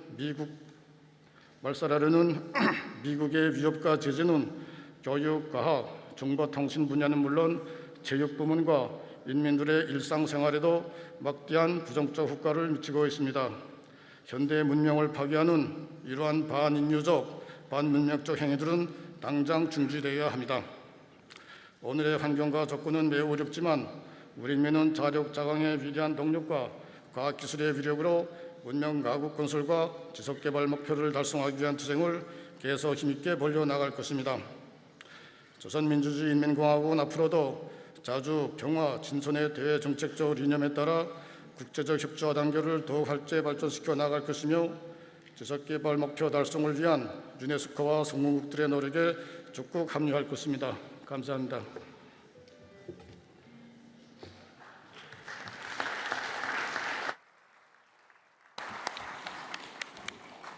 Thank you, Your Excellency. Et maintenant, je donne la parole à Madame Isa Moraes Rodriguez, chargée d'affaires de Cabo Verde auprès de l'UNESCO.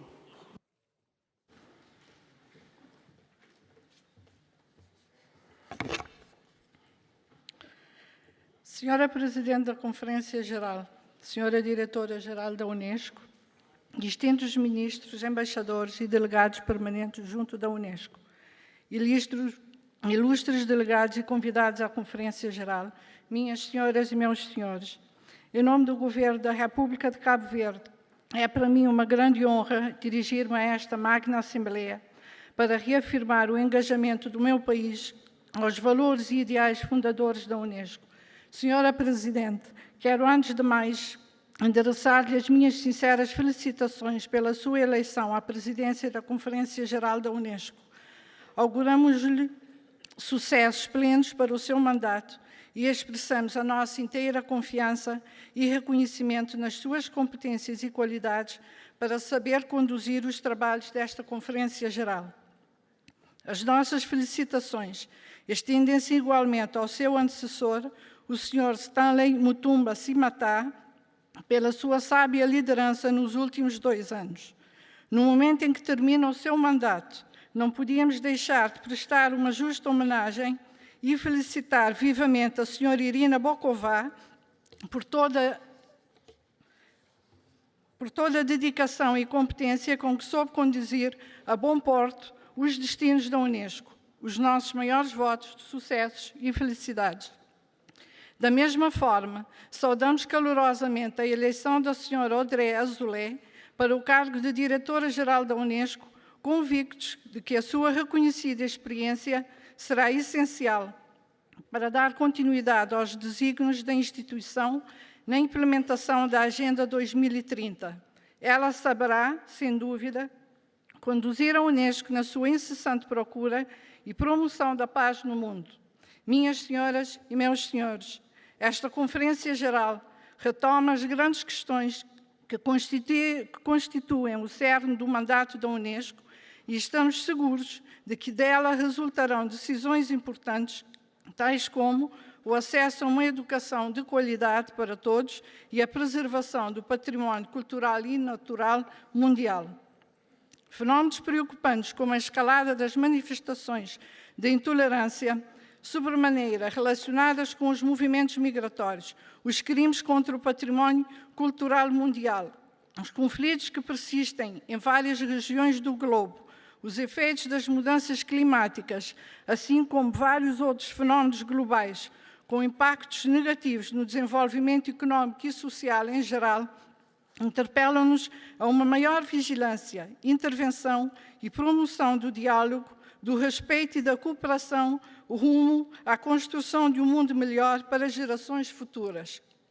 Nesta perspectiva, é dever de cada um de nós e de todos trabalhar conjuntamente com a organização no sentido de continuar a eleger a educação, ciência e cultura como alicerces fundamentais de enriquecimento e desenvolvimento de qualquer civilização e, simultaneamente, contribuir para a materialização das grandes agendas internacionais que permitem alcançar os Objetivos de Desenvolvimento Sustentável. Cabo Verde está ciente do seu papel, aliando-se à comunidade internacional no limite das suas possibilidades para que a Unesco se proveja da pujança necessária neste empreendimento. Senhora Presidente, para o Governo de Cabo Verde, a educação para todos e de qualidade constitui uma prioridade, tendo aprovado um Plano Estratégico de Desenvolvimento Sustentável 2017-2021, que define as grandes linhas orientadoras para o desenvolvimento da educação. Nesta planificação estratégica, o reforço do ensino das línguas e da gestão do sistema educativo afiguram-se como uma das grandes prioridades. A par da educação, a ciência se reserva igualmente um papel preponderante no desenvolvimento do país. Cabo Verde está a trabalhar na formulação de uma agenda nacional de investigação enquanto mecanismo orientador do financiamento da investigação científica. Senhora Presidente, minhas senhoras e meus senhores, desde a classificação da Cidade Velha em 2009 como sítio do património mundial, o único bem nacional inscrito na lista de património mundial, cultural e natural da Unesco, Cabo Verde tem vindo a prosseguir com a gestão e consolidação deste importante legado histórico para preservá-lo.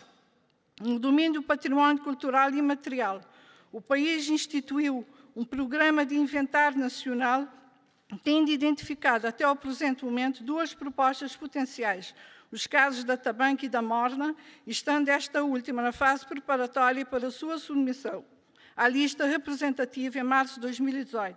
Senhora Presidente, minhas senhoras e meus senhores, ao concluir esta minha intervenção, não podia deixar de felicitar a atenção prioritária acordada à África e o engajamento da Unesco no reforço das ações em favor do nosso continente, com enfoque particular nas necessidades específicas dos pequenos Estados insulares em desenvolvimento, dos jovens e das mulheres. Cabo Verde regozija-se pelo imenso trabalho desenvolvido por esta organização e reconhece que os objetivos primordiais por ela fixados na estratégia de médio prazo 2014-2021 estão bem identificados e serão de natureza a apoiar os nossos países na materialização do Programa de Desenvolvimento Sustentável no horizonte 2030. Muito obrigada. Merci, Madame. Et maintenant, je donne la parole à Son Excellence, Monsieur Michel Spinellis, ambassadeur délégué permanent de Grèce auprès de l'UNESCO.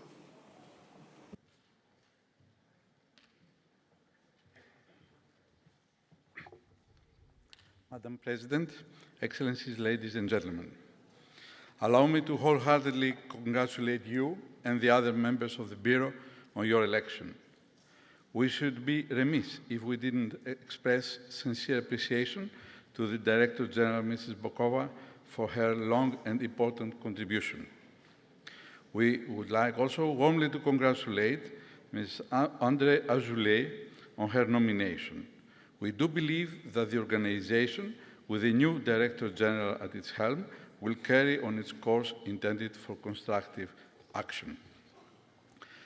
Madam President, Greece is very actively involved in the fight against both the deliberate destruction of cultural heritage in conflict areas and its side consequences, namely the illicit trade of looted cultural property.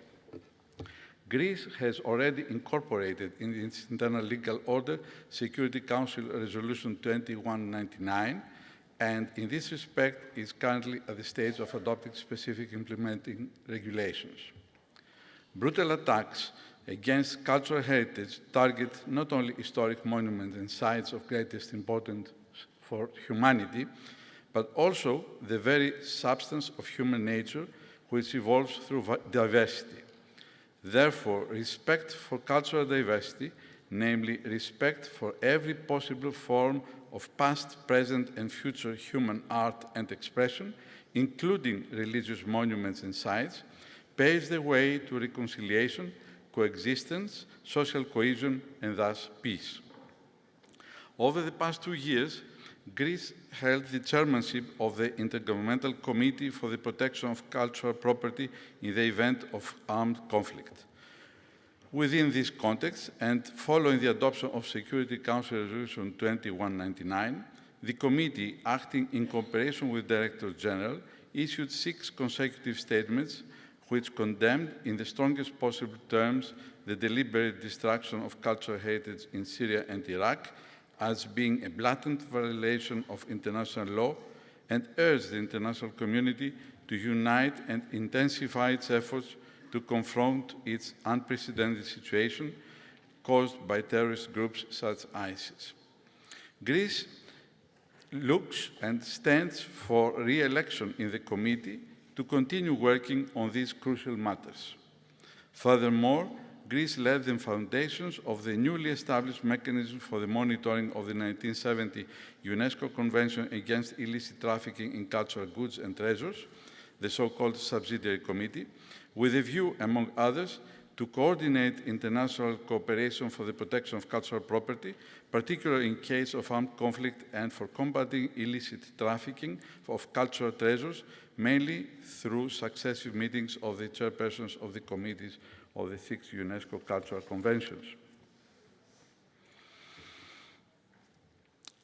Madam President, as is well known, Greece attaches major importance to the issue of return and restitution of cultural property to the countries of origin. In this context, Greece attaches great importance and highly appreciates the work and achievements of the UNESCO Intergovernmental Committee for promoting the return of cultural property to its countries of origin or its restitution in case of illicit appropriation. We reiterate our disappointment at the United Kingdom's refusal to accept UNESCO's invitation to initiate a mediation process on the issue of the Parthenon sculptures, despite the relevant recommendation of the ICP-RCP. Despite repetition of well-known British arguments concerning Greece's long-standing just demand for rehabilitating a unique World Heritage Monument, which remains a mutilated wonder of the world, we call on the British government to reconsider its stand, bearing in mind that the unity of the Parthenon is dictated not only by legal considerations, but by international ethical principles as well.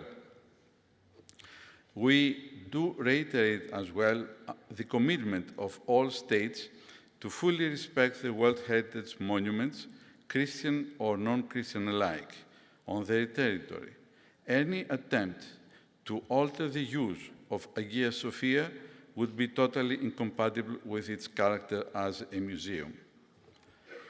Madam President, Excellencies, Greece counts on your support to our candidatures to the International Coordinating Council of the Programme on Man and Biosphere, as well as to the Intergovernmental Committee for the Safeguarding of the Intouchable Cultural Heritage in the elections to be held in June 2018. Thank you, Madam President.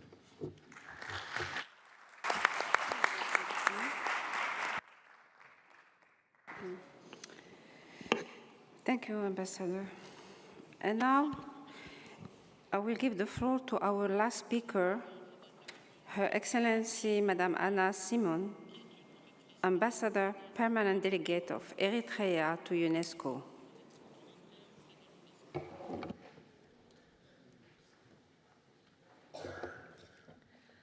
Excellencies, Honorable President of the General Conference, Honorable Chairperson of the Executive Board, Honorable Director General of UNESCO, distinguished representatives, ladies and gentlemen. First and foremost, allow me to express Eritrea's appreciation of UNESCO's assistance and cooperation in various educational, cultural, and scientific projects.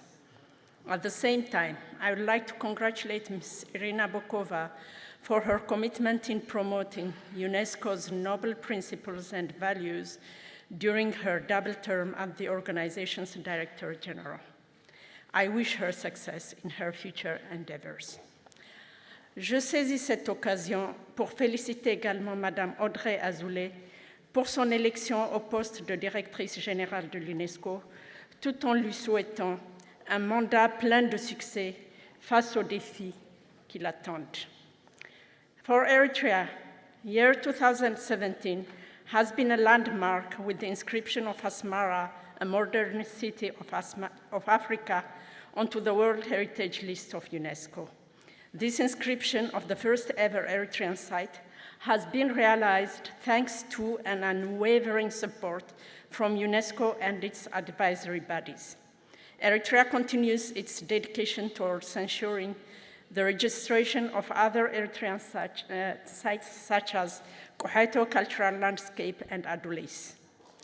Heritage comes as a priority for Eritrea.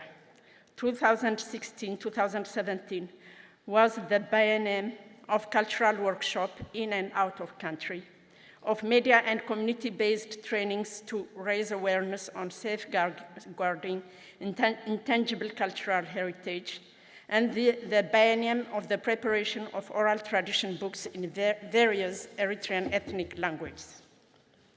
Furthermore, Eritrea attended regional and international ministerial meetings in Mauritius, Turkey, and China on strengthening synergies for cultural heritage protection in Eastern Africa and the adjacent Indian Ocean island states. Collection, scanning, and preservation of archival documentation such as Islamic manuscripts and Italian documents is receiving due attention as well. Eritrea's national education policy stipulates compulsory basic education, the use of mother tongue for instruction of elementary level, and the expansion of secondary and tertiary education opportunities. Education, in accordance with the Education for All principle, is universal and free at all levels, including at a level of a successful scheme for nomad children. The government has incorporated UNESCO's educational plans in especially defining its strategies in adult education, TVET, higher education, and literacy. Its participation at annual policy forums in Mexico, Cambodia, and Togo were of significant value.